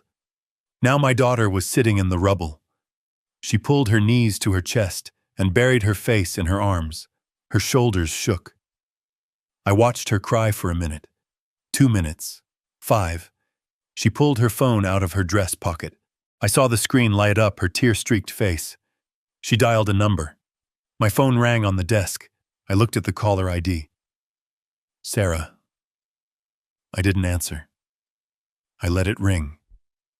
Once, twice, 3 times, she needed to sit in the dark a little longer. She needed to understand that the man she had banned wasn't just a guest she could summon back when the party went wrong. I wasn't a backup plan. The ringing stopped. She lowered the phone. She looked at the screen confused. She wasn't used to me not answering. I had answered every call for 29 years. But tonight, the line was dead. She stood up shaky and unstable on her heels. She looked around the empty room one last time. She realized no one was coming to save her. Jason was gone. The fake parents were gone. The guests were gone. She had to walk out of there on her own 2 feet. I watched her take the first step off the stage. She stumbled, nearly falling, but caught herself on a chair. She kicked off her expensive shoes. She left them there, lying on the floor like dead birds. She started walking toward the exit barefoot. I closed the iPad cover. The screen went black. I knew where she was going. There was only one place left for her to go. I stood up and walked to the front door of my cabin. I unlocked it. But I didn't open it. I left the chain on. She was coming home. But home wasn't a refuge anymore. It was a checkpoint. And this time I was the one holding the list. The phone rang again. It was a shrill, desperate sound that cut through the quiet of my cabin. I looked at the caller ID glowing in the dark. Sarah. I let it ring 4 times. I wanted her to sit in that silence. I wanted her to feel the weight of the distance she had placed between us. On the 5th ring, I picked up. I didn't say hello, I just pressed the phone to my ear and waited. Dad Sarah screamed. Her voice was unrecognizable. It was raw, shredded by hysteria and confusion. Dad. What is happening? The manager says you cut the power. He says you own the trust. Tell them it is a mistake. Tell them to turn the lights back on. I took a slow breath. I looked at the screen where she was pacing back and forth in the dark, clutching her phone like a lifeline. It is not a mistake, Sarah, I said. My voice was calm. It was the voice of a man reading a weather report. I executed Clause 14C. I withdrew the funding. She laughed, a high-pitched, manic sound. You don't have any funding. You live in a shack. You drive a truck that barely runs. Jason paid for this, Jason and his family. Jason is gone, Sarah, I said. I watched on the screen as she spun around, looking at the empty shadows where her husband should have been. And his family. They were actors. Hourly employees. They left because their shift ended. That is a lie, she shrieked. You are jealous. You are trying to ruin me because I didn't invite you. You didn't just not invite me, Sarah, I corrected her. You banned me. I saw the photo at the gate. Do not let in. You treated me like a criminal. You treated the man who paid for your dress, your flowers, and your lobster dinner like trash. So I took the trash out. There was a silence on the line. Heavy. Suffocating. You paid, she whispered. Every penny I said. $212,000. Jason didn't pay a dime. His credit card was declined for a whiskey sour at the lobby bar an hour ago. He is broke, Sarah. He has been broke since the day you met him. No, she sobbed. No, he has millions. He has crypto. He has the company. He has debt, I said brutally.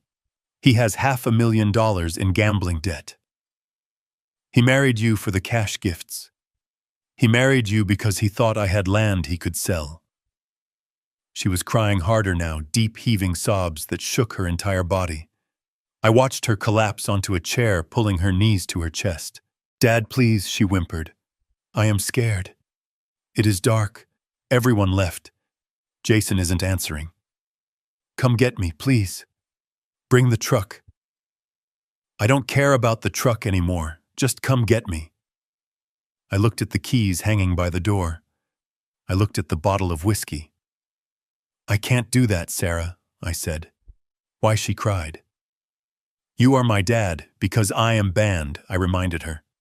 The security guard was very clear. If I show up, he calls the police. I don't want to cause a scene. I am respecting your wishes. Dad, stop it. Stop punishing me. I have no money. They took the car. How am I supposed to get home? You have feet, I said. It is 5 miles. The moon is bright tonight. You want me to walk in a wedding dress. I want you to understand what it feels like to be locked out, I said. I want you to understand that you cannot spit in the face of the hand that feeds you and expect it to keep serving you dinner. Start walking, Sarah. I hung up the phone. I didn't slam it down. I placed it gently back in the cradle. I watched on the screen as she stared at her phone in disbelief. She tapped the screen, trying to call back. I reached over and unplugged the line from the wall. Class was dismissed. The exam had begun.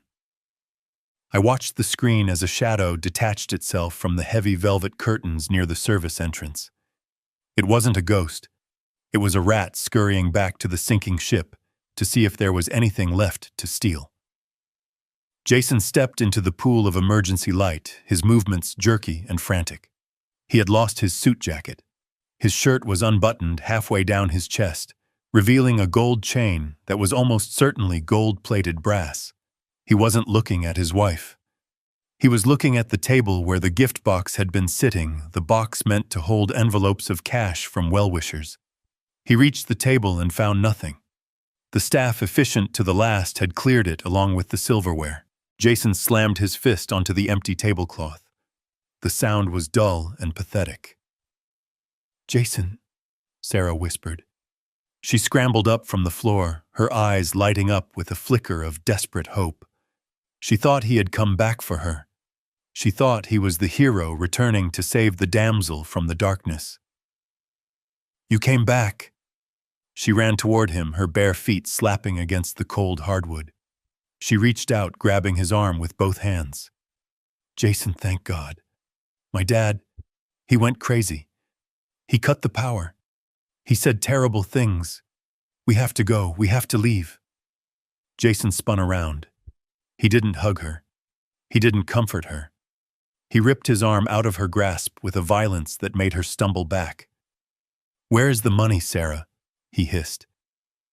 His voice wasn't the smooth baritone he used for his investor pitches.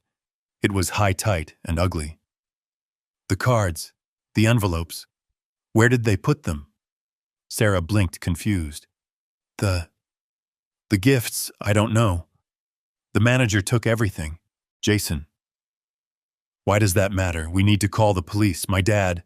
Shut up about your dad! Jason screamed. Spittle flew from his lips, illuminated by the harsh halogen light. Your dad is the reason I'm a dead man walking. He locked the accounts. He froze the transfer. Do you have any idea what you've done? Me. Sarah recoiled. I didn't do anything. I defended you. I banned him for you. You didn't ban him hard enough. Jason advanced on her, backing her toward the edge of the dance floor. You told me he was a pushover. You told me he was a simple construction worker with a nest egg we could crack open. You didn't tell me he was the shark who owns the tank. He grabbed her shoulders, his fingers digging into her skin. "Do you have cash on you?" he demanded, shaking her. "In your purse in the bridal suite, I need 50,000, right now." 50,000, Sarah sobbed. "Jason, you're scaring me. Why do you need money? We're rich. You have the company." Jason laughed. It was a sound like glass breaking in a garbage disposal. "There is no company, you stupid cow," he spat. "There never was. It's a website. It cost me $12 to register the domain. I needed your credit score. I needed your dad's land. And now I have nothing because you couldn't keep your old man on a leash." I watched Sarah's face crumble. It wasn't just heartbreak. It was the total annihilation of her reality. The man she worshipped, the man she had placed on a pedestal above her own flesh and blood, was looking at her with pure, unadulterated hatred. You used me," she whispered. "I tried to use you," Jason corrected her. "But you turned out to be useless. You're just a broke girl with a rich daddy who hates her. You're a liability." Then on the edge of the camera frame, I saw movement at the rear service doors. The ones I had instructed Henderson to unlock remotely 3 minutes ago. 3 men stepped into the ballroom. They didn't look like wedding guests. They wore leather jackets that were too heavy for the season and expressions that were too calm for the situation. They walked with the heavy planted steps of men who are used to walking through walls. I recognized the one in the middle. It was Vinny. The loan shark Reynolds had identified in the dossier. Jason saw them too. He froze. His grip on Sarah's shoulders tightened until she cried out in pain. "Jason," Vinny called out. His voice was casual, friendly even. It echoed through the empty cavern of the ballroom. "Leaving so soon? We haven't had a chance to toast the happy couple." Jason spun Sarah around, positioning her between himself and the men. He used my daughter as a human shield. "Vinny," Jason stammered, peering over Sarah's shoulder. "Look, there's been a mix-up. The wire transfer got flagged. Security protocol. You know how banks are. I'll have it Monday, first thing." Vinny kept walking. He didn't speed up. He didn't slow down. "Monday is a long way away, Jason," Vinny said. "And my associates get nervous over the weekend. We heard the wedding got canceled. We heard the money got pulled. That makes us think you might be planning a vacation." "No," Jason yelped. "No vacation. Look, she has it." He shoved Sarah forward, pushing her toward the men. "She's the one with the money," Jason shouted. "Her dad is William Carter. He owns this whole place. Take her, hold her for ransom. He'll pay, he loves her." Sarah stumbled, catching her balance just before she reached Vinny. She looked back at her husband with wide, horrified eyes. "Jason," she gasped. "What are you saying? Give them your jewelry." Jason screamed at her. "The necklace, the earrings, give it to them." It's fake," Sarah whispered, her hand going to her throat. "You told me it was vintage, but I took it to get cleaned. It's paste. You bought it at a kiosk." Jason's face twisted into a mask of pure fury. His last asset, his last bargaining chip, was worthless. He had conned himself. Vinny stopped 5 feet away. He looked at Sarah shivering in her dress. He looked at the fake diamonds around her neck. He shook his head. "We don't want the girl, Jason," Vinny said calmly. "We want you. You signed the marker." Jason looked left. He looked right. He realized there was nowhere to go. The men were blocking the only exit he knew was open. Panic took over. The animal instinct of a trapped rat kicked in. He grabbed Sarah one last time. Not to hold her, not to save her. He grabbed the bodice of her dress and heaved. "Get out of my way!" he shrieked. He shoved her. He didn't just push her aside. He threw her. He put all his weight, all his fear, and all his failure into one violent motion. Sarah flew backward. Her feet, tangled in the layers of tulle and silk, couldn't find purchase on the slick floor. She went airborne for a fraction of a second, a white cloud suspended in the darkness. She crashed down onto the centerpiece of table 4, which the staff had placed on the floor during the cleanup. It was a massive arrangement of white roses and hydrangeas soaking in a vase of water. Sarah hit it with a sickening crunch. The vase shattered. Water splashed everywhere, mixing with the dirt from the overturned pot. She rolled off the debris and landed hard on the floor, her beautiful dress instantly soaking up the mud, the water, and the crushed petals. She lay there sprawled amidst the ruin of her perfection. White petals stuck to her wet hair. Her dress was torn at the shoulder. She looked like a fallen angel who had hit the ground too hard. Jason didn't look back. He used the distraction of her fall to bolt. He sprinted toward the kitchen doors, scrambling over chairs, knocking over a bus cart. "Get him," Vinny said softly. The two men flanking him moved. They were faster than they looked. They intercepted Jason before he could reach the swinging doors. One of them tackled him, sending him skidding across the polished wood. I watched as they hauled him up by his armpits. Jason was crying now, begging, promising, screaming. They dragged him out the back door into the night, where their car was waiting. Vinny looked at Sarah one last time. She was trying to push herself up, her hands slipping on the wet, flour-strewn floor. She was gasping for air, shock setting in. "Sorry about the mess, lady," Vinny said. "But you picked a loser." He turned and walked out, leaving Sarah alone in the center of the frame. I zoomed in on the camera feed. It was the image that would haunt me, but it was also the image that was necessary. Sarah was on her hands and knees. She was surrounded by broken glass and dying flowers. The white dress, the symbol of her vanity and her delusion, was ruined. It was gray with dirty water, stained green with chlorophyll from the crushed stems. She lifted her head. Her makeup was running in black streaks down her face. She looked around the empty, silent room. "Daddy," she whispered. The microphone picked it up. It was a small sound, a broken sound. "Daddy, I'm hurt." I sat in my cabin. My finger hovered over the call button on my phone. Every instinct in my body screamed at me to go to her, to get in the truck, to drive through the gate, to pick her up and clean her off. But I pulled my hand back. If I picked her up now, she would never learn how to stand. If I cleaned her off, she would never understand the stain of her own choices. She had to sit in the flowers. She had to feel the cold water. She had to look at the wreckage she had invited into her life. This was the bottom, and she had to hit it alone. The security gates of Golden Oaks clicked shut with a mechanical finality that sounded like a prison door locking. But Sarah wasn't on the inside anymore. She was on the outside. The pavement where my truck had leaked oil that morning was now the starting line of her penance. She stood there for a long time under the yellow glow of the street lamp. I couldn't see her anymore. The resort cameras didn't reach the county road, but I knew exactly what she was looking at. She was looking at 5 miles of asphalt, gravel, and darkness. She was looking at a road she had traveled 1,000 times in the back of my truck, as a child complaining about the bumps. Now she had to feel every single bump against the soles of her feet.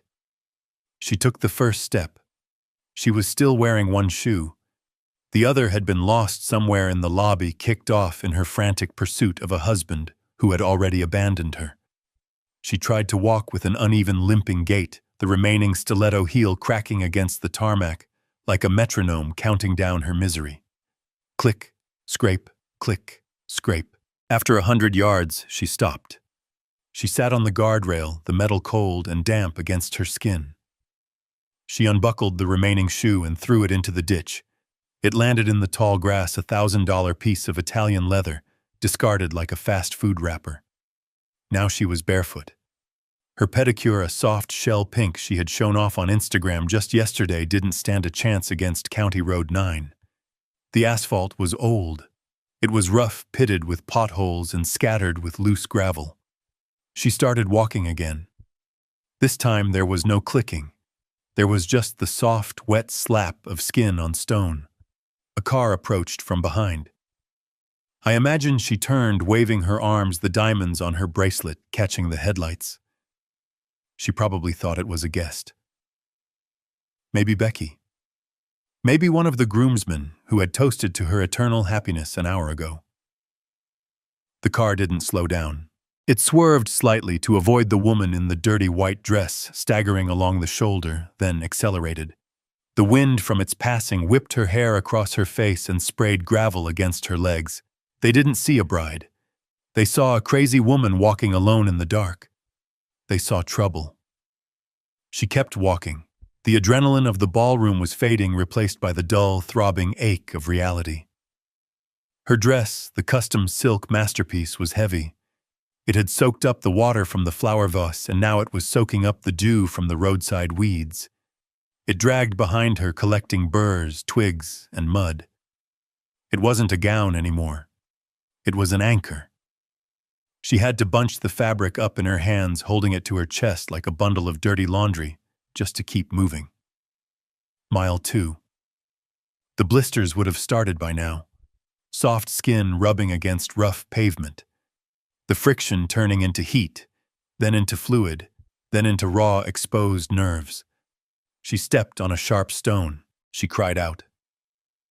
I know she did. She sat down right there in the middle of the road to check her foot. In the moonlight, the blood would look black. She probably checked her phone again. She had service out here. She could see the notifications rolling in, the tags, the comments. The world wasn't sleeping. The world was laughing. Every step she took away from the resort was a step deeper into viral infamy. She wasn't just walking home. She was walking through a digital hallway of mirrors, every reflection distorted and mocking. She called Jason again. Straight to voicemail. She called Becky. Straight to voicemail. She called her mother's old number, a number that had been disconnected for 10 years, just to hear a voice that wouldn't judge her. She stood up. She was limping for real now. The cold was setting in. The night air in the valley drops quickly. She was wearing thin silk and desperation. She wrapped her arms around herself, shivering violently. Mile 3. This was the stretch of road with no streetlights. Just the canopy of oak trees blocking out the moon. It was pitch black. The sounds of the night, the crickets, the rustling in the bushes, the hoot of an owl would sound like monsters to a girl who had spent the last 5 years in the city. She was afraid of the dark.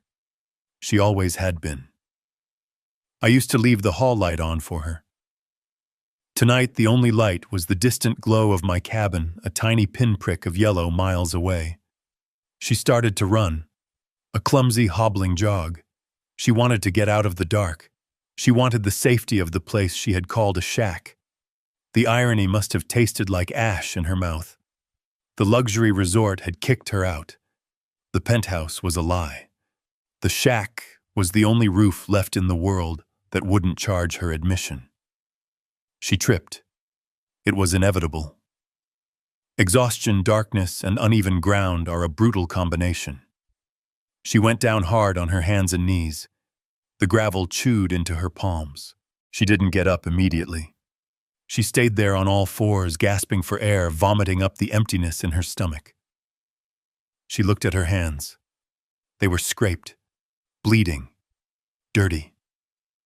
They looked just like my hands. She had spent her entire adult life trying to scrub the construction worker out of her DNA. She got manicures. She used expensive lotions. She wore gloves when she drove. But now, kneeling in the dirt, mixing her blood with the earth, she was exactly who she was trying to escape. She was a Carter. She was down in the mud. She pulled herself up. She was crying a low, keening sound that had no audience but the trees. She didn't wipe her face. She just let the tears mix with the road dust streaking her cheeks. Mile 4. She could see the outline of my property line, the fence I had built, the gate she had driven past a week ago in a Porsche, laughing at its simplicity. Now that gate looked like the pearly gates of heaven. She dragged her feet. One step, another. She was leaving a trail of bloody footprints on the asphalt. She was stripping away the layers of pretension with every agonizing yard. The entitlement was gone. The arrogance was gone. All that was left was survival. She reached the turnoff for my driveway. The gravel here was fresh, sharp. It must have felt like walking on broken glass. She saw the lights of the cabin. She saw my truck parked out front. The truck she hated. The truck she banned. She didn't look at it with disgust tonight. She looked at it with longing. She walked past the hood, her hand trailing along the rusted fender, needing something solid to hold onto. She stumbled up the 3 wooden steps to the porch. She stood in front of the door. She raised a hand that was shaking bloody and stripped of its diamond ring. She didn't knock. She collapsed against the wood, sliding down until she was a heap of ruined white silk on my welcome mat. She had walked 5 miles through hell to get back to the start, but she hadn't crossed the finish line yet. The door was locked, and I was on the other side waiting.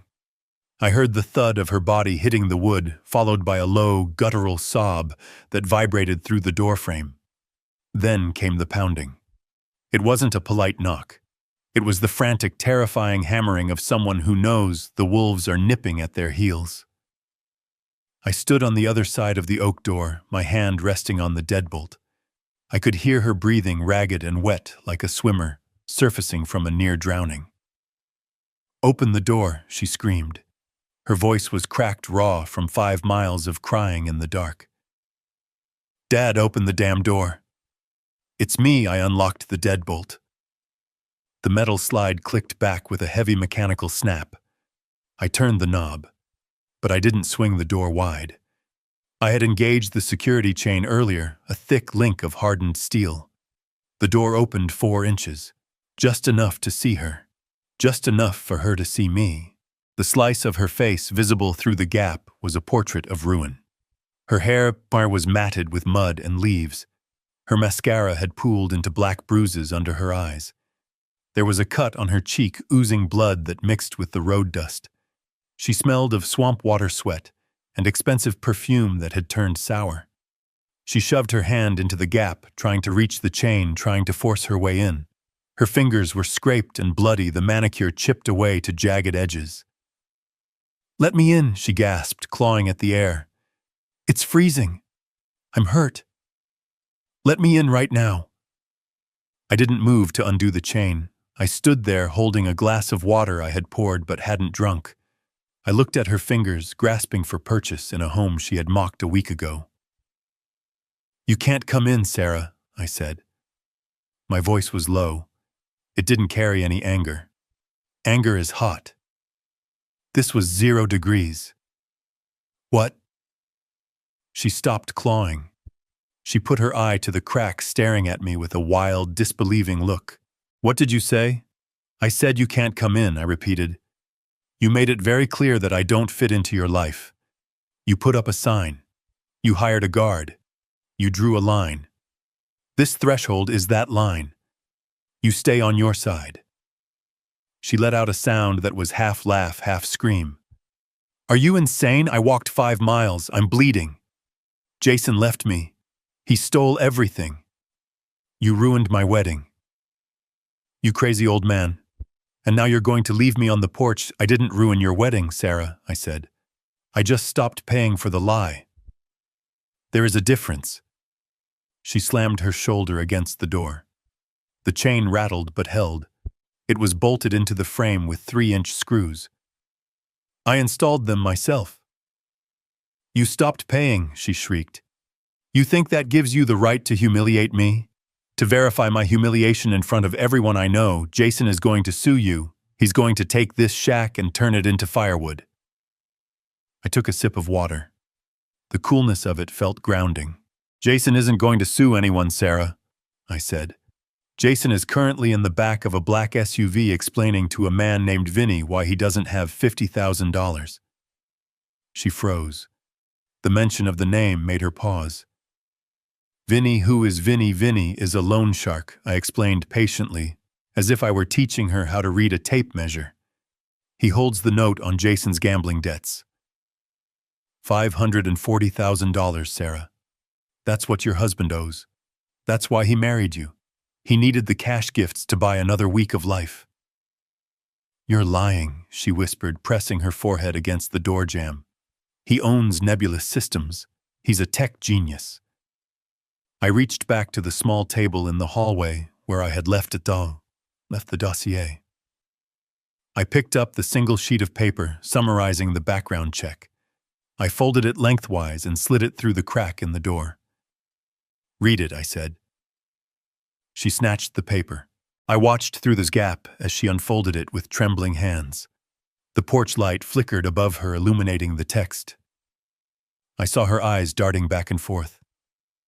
Employment history, car rental clerk, cell phone kiosk, terminated for theft, credit score 420. Outstanding judgments, 6. She dropped the paper. It fluttered to the porch floor, landing in a puddle of mud. It's fake, she stammered, but her voice lacked conviction. You forged it. You always hated him because he was successful, because he was sophisticated, because he wasn't a laborer like you. I looked at her, really looked at her. She was shivering violently now. The adrenaline was wearing off, leaving only the cold reality of the night. I hated him because he was a con man, Sarah. And I hated him because he convinced you that your father, the man who built the roof over your head for 18 years, wasn't good enough to sit at a table and eat a chicken dinner. She started crying again. It was a manipulative cry this time, the kind she used to use when she wanted a new phone or a later curfew. Daddy, please, she sobbed. I'm sorry about the sign. Okay, I'm sorry. It was Jason's idea. He said his parents were judgmental. He said they wouldn't understand your lifestyle. I was just trying to keep the peace. I was trying to protect you from being embarrassed. Protect me? I asked. I leaned closer to the door. You weren't protecting me, Sarah. You were protecting your fantasy. You were ashamed. You looked at my truck and you saw failure. You looked at my hands and you saw dirt. You didn't see the work. You didn't see the sacrifice.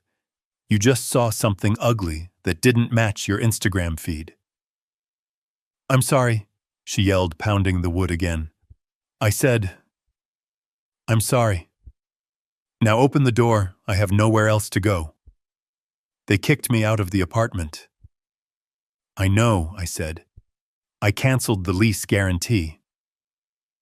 You what? She stepped back, her eyes wide. You were the guarantor. Who do you think paid the rent when Jason's mysterious wire transfers didn't come through? I asked.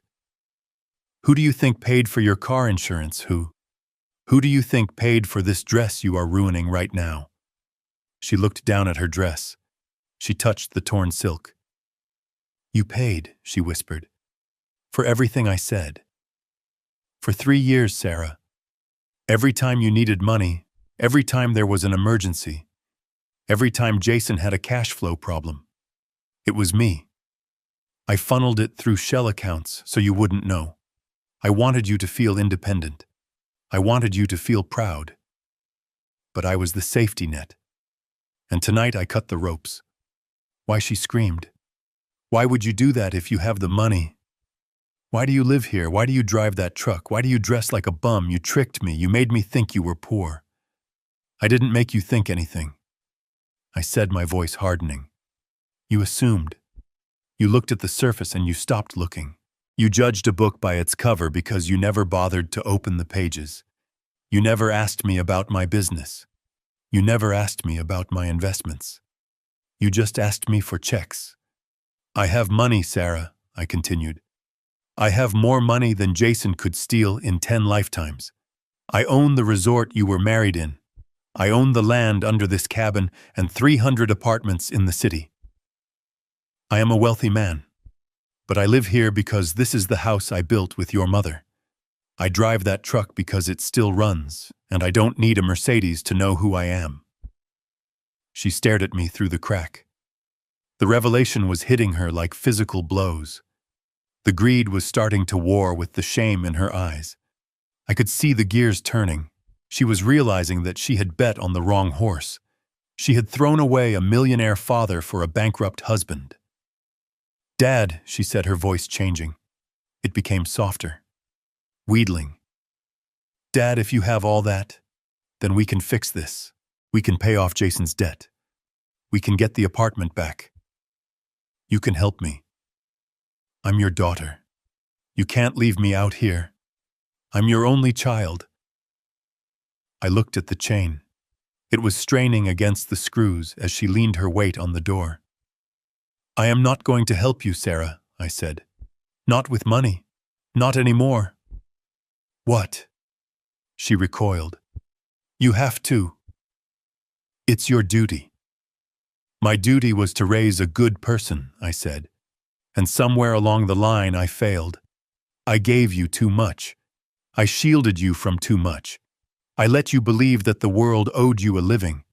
I let you believe that you were better than the people who serve your food and pick up your trash. I am better," she snapped, the mask slipping. "I have a degree. I am a creative director." "You are a receptionist with a fancy title, Sarah," I said bluntly. "And as of tonight, you are homeless. You are jobless, because I know for a fact you used the company credit card to pay for the florist deposit, and when I flag that transaction as fraudulent, your boss is going to fire you. You are nothing but what you can build with your own 2 hands. And right now your hands are empty." She stared at her empty hands. She looked at the bloody palms. "So that's it," she whispered. "You're just going to let me die out here. You're going to let me freeze because I hurt your feelings." "I'm not letting you die," I said. "And this isn't about my feelings. My feelings died when I saw that sign.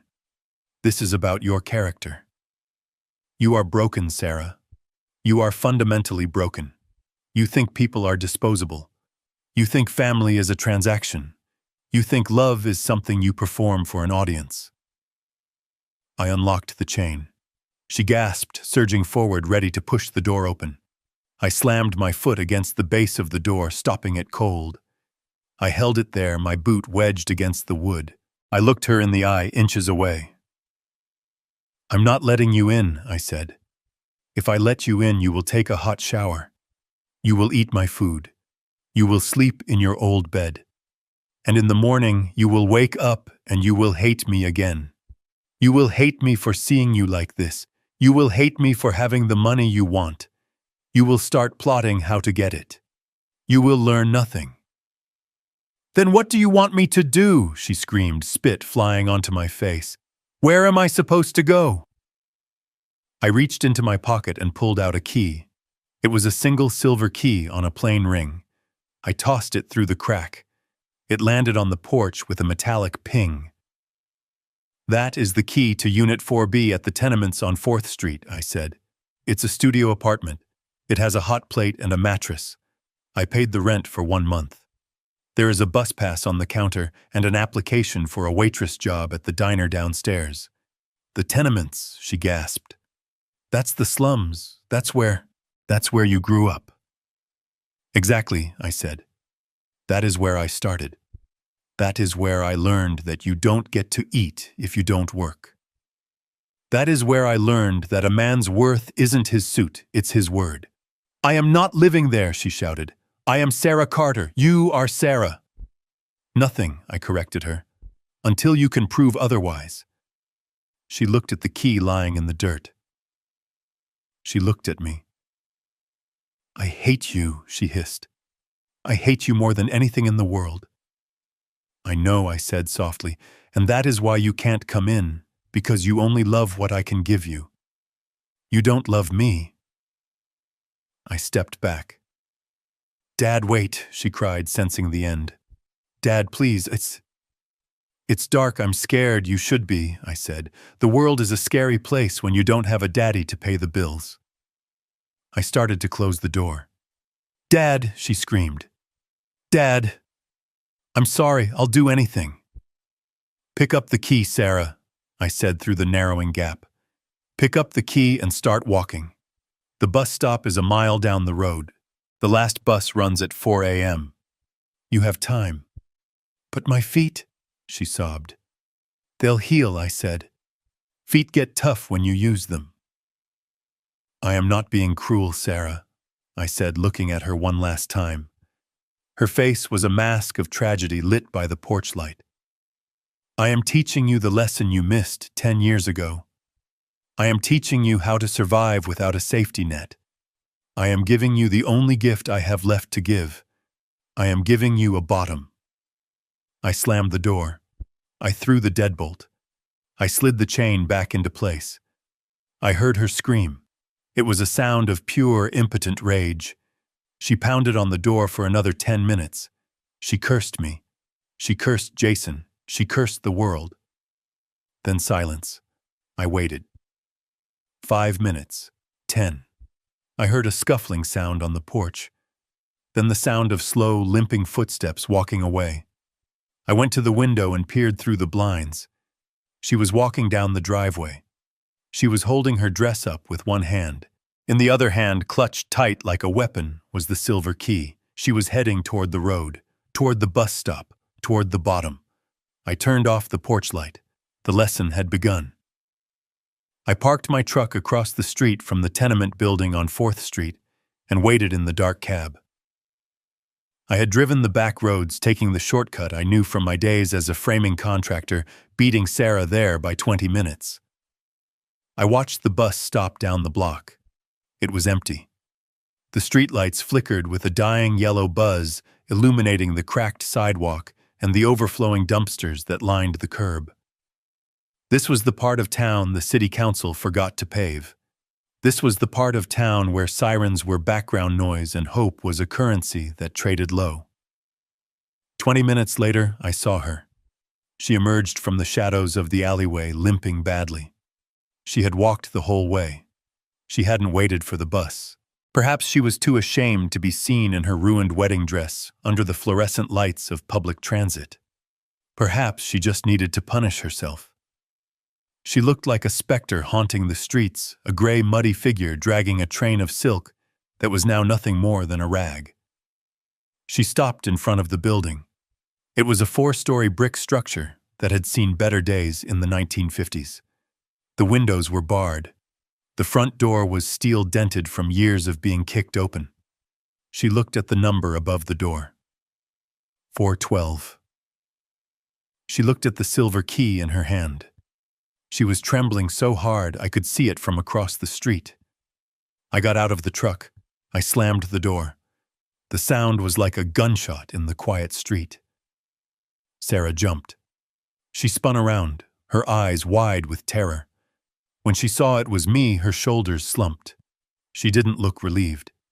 She looked defeated. "You beat me here," she whispered. Her voice was a rasp. "I own the building, Sarah," I said, crossing the street. "I know the shortcuts." She looked up at the facade. A baby was crying in an apartment on the 2nd floor. A couple was arguing loudly on the 3rd. The smell of stale beer and boiled cabbage hung in the humid air. "This is it?" she asked. "This is where you want me to live?" "This is where you are going to live," I corrected her. "Come on." I walked past her and pushed the front door open. The lock was broken. It had been broken for 10 years. I held it for her. She hesitated, looking at the dark, graffiti-covered hallway. Then she stepped inside. We walked up the stairs in silence. The elevator was out of order, wrapped in yellow caution tape. We climbed to the 4th floor. The stairwell smelled of bleach and urine. Sarah gagged, covering her nose with her hand, but she kept climbing. She had no choice. The alternative was the street. We reached apartment 4B. I took the key from her shaking hand and unlocked the door. I pushed it open and flipped the light switch. A single bare bulb in the center of the ceiling flickered to life, casting a harsh, unforgiving light on the studio. It was small, maybe 300 square feet. The floor was linoleum peeling at the corners. There was a single twin mattress on the floor in the corner, made up with clean but cheap sheets. There was a small table with one chair. A hot plate sat on the counter next to a mini fridge. The walls were painted a color that was supposed to be cream but looked more like nicotine stain. Sarah walked into the center of the room. She turned in a slow circle. She looked at the barred window that looked out onto a brick wall. She looked at the bathroom door, which didn't quite close all the way. "It is a prison," she whispered. "It is a start," I said. I closed the door behind us and leaned against it. "This isn't punishment, Sarah," I said. "This is history. You don't remember this place, do you?" She looked at me, confusion clouding her exhaustion. "Why would I remember this dump? Because you lived here," I said. "For the first 2 years of your life.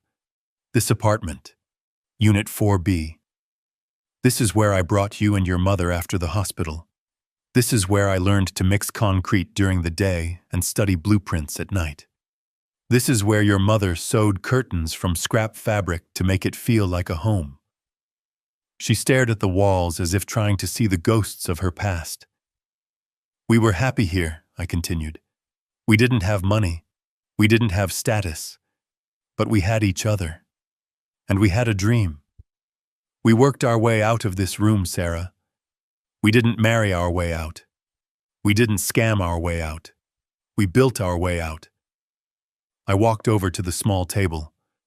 There was a folder sitting on it. I opened it. "This is the deal," I said. My voice was hard, leaving no room for negotiation. "I have paid the rent on this unit for 1 year. The utilities are in your name, prepaid for 3 months. After that, you are on your own." I pointed to the application form sitting next to the folder.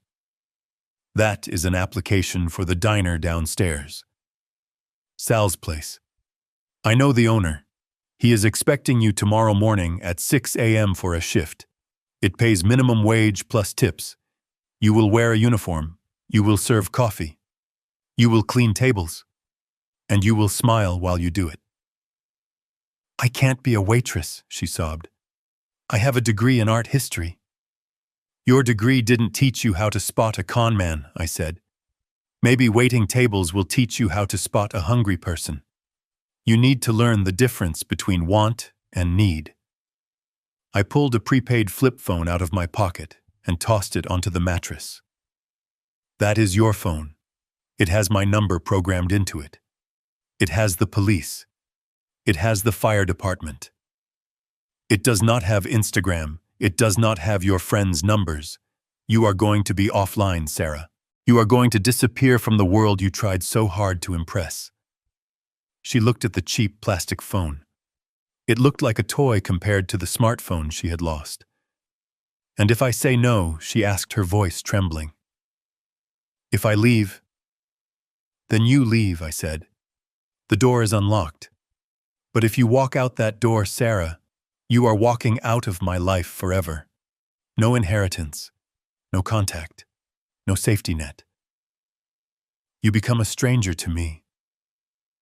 I paused, letting the weight of the ultimatum settle on her shoulders, but I added my voice, softening just a fraction. "If you stay, if you stick it out for 1 year, if you can prove to me that you can live on what you earn, that you can stand on your own 2 feet without leaning on a man or a trust fund, then we talk. Talk about what," she asked, wiping her nose with the back of her hand. "About a job," I said. "A real job. In my company. Not as a director, not as a VP, but as an entry-level associate. You will learn the business from the ground up. You will learn what it actually means to build something." She looked at me. Her eyes were red, swollen, and devoid of the arrogance that had defined her for a decade. She looked at the mattress on the floor. She looked at the hot plate. She looked at the ruined dress she was wearing, a costume for a play that had been canceled. She realized then that she had no cards left to play. Jason had taken her future. I had taken her cushion.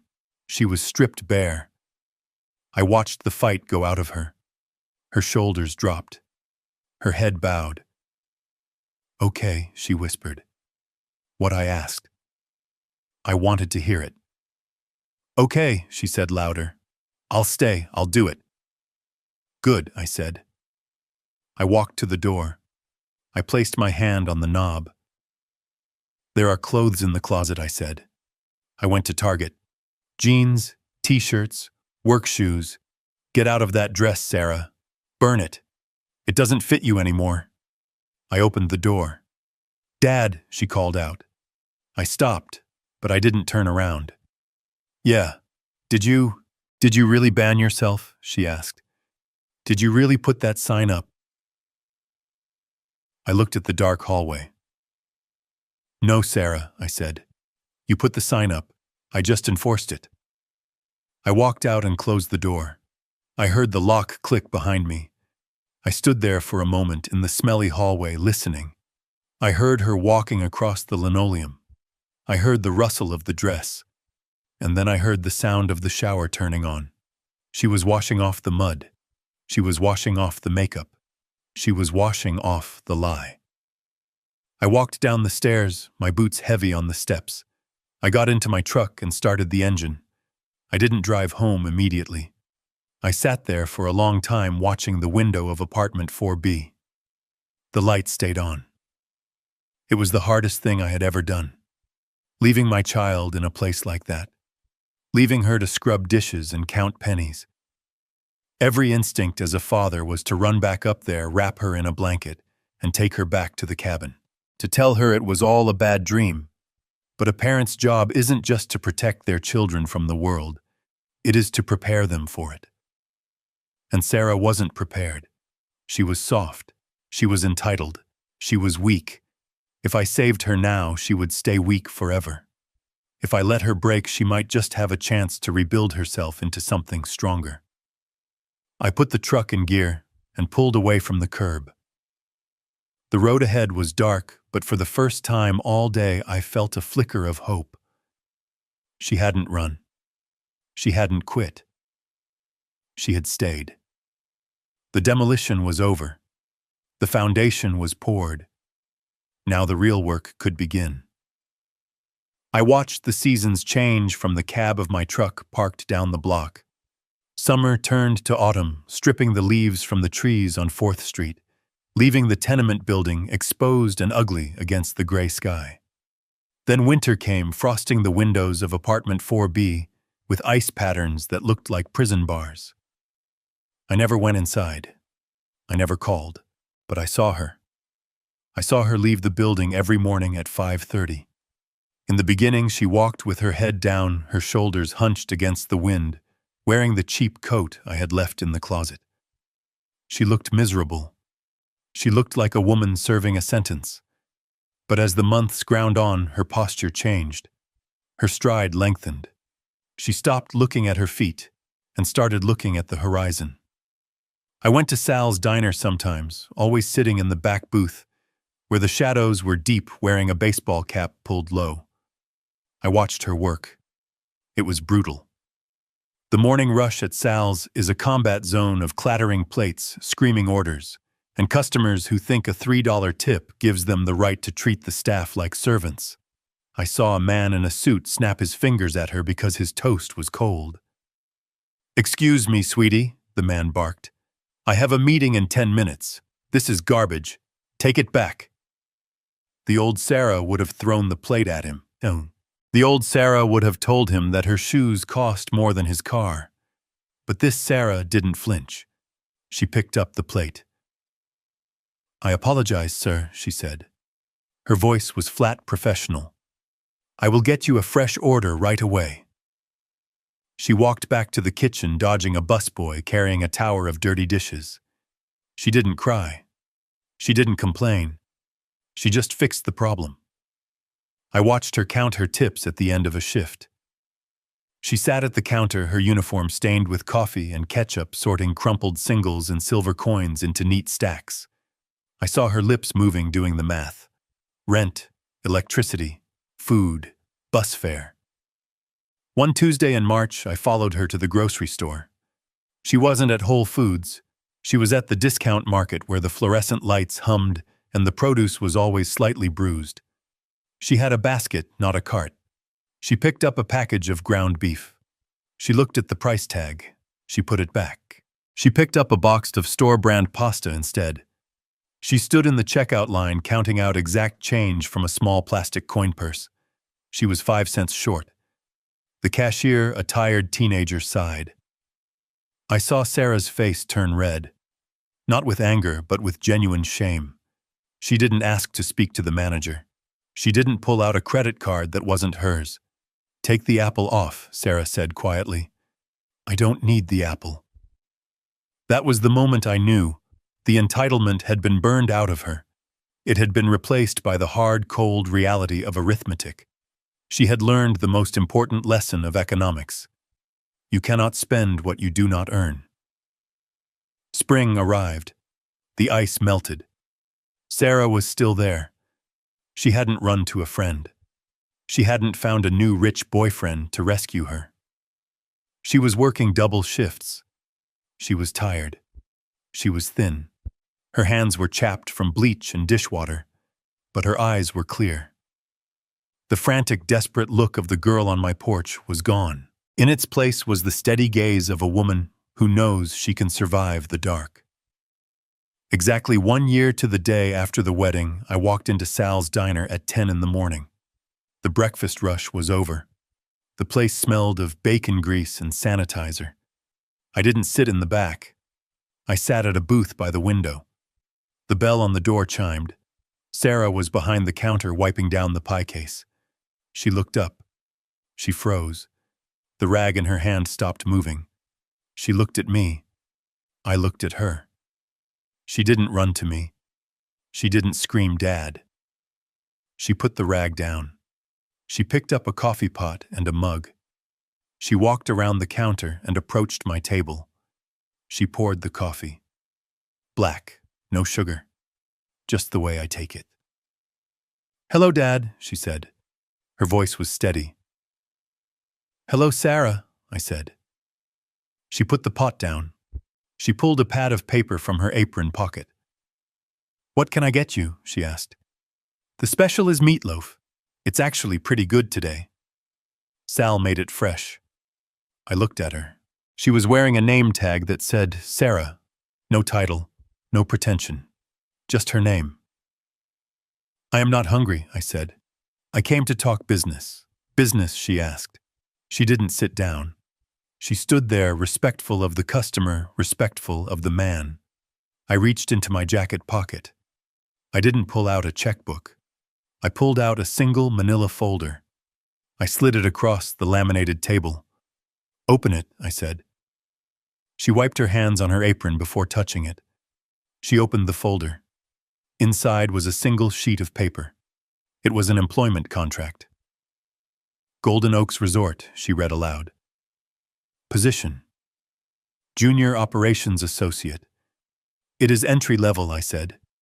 "You will report to the housekeeping manager. You will inspect rooms. You will handle guest complaints. You will work holidays. The pay is $45,000 a year. It is enough to rent a decent apartment, not a penthouse, but a home with heat that works."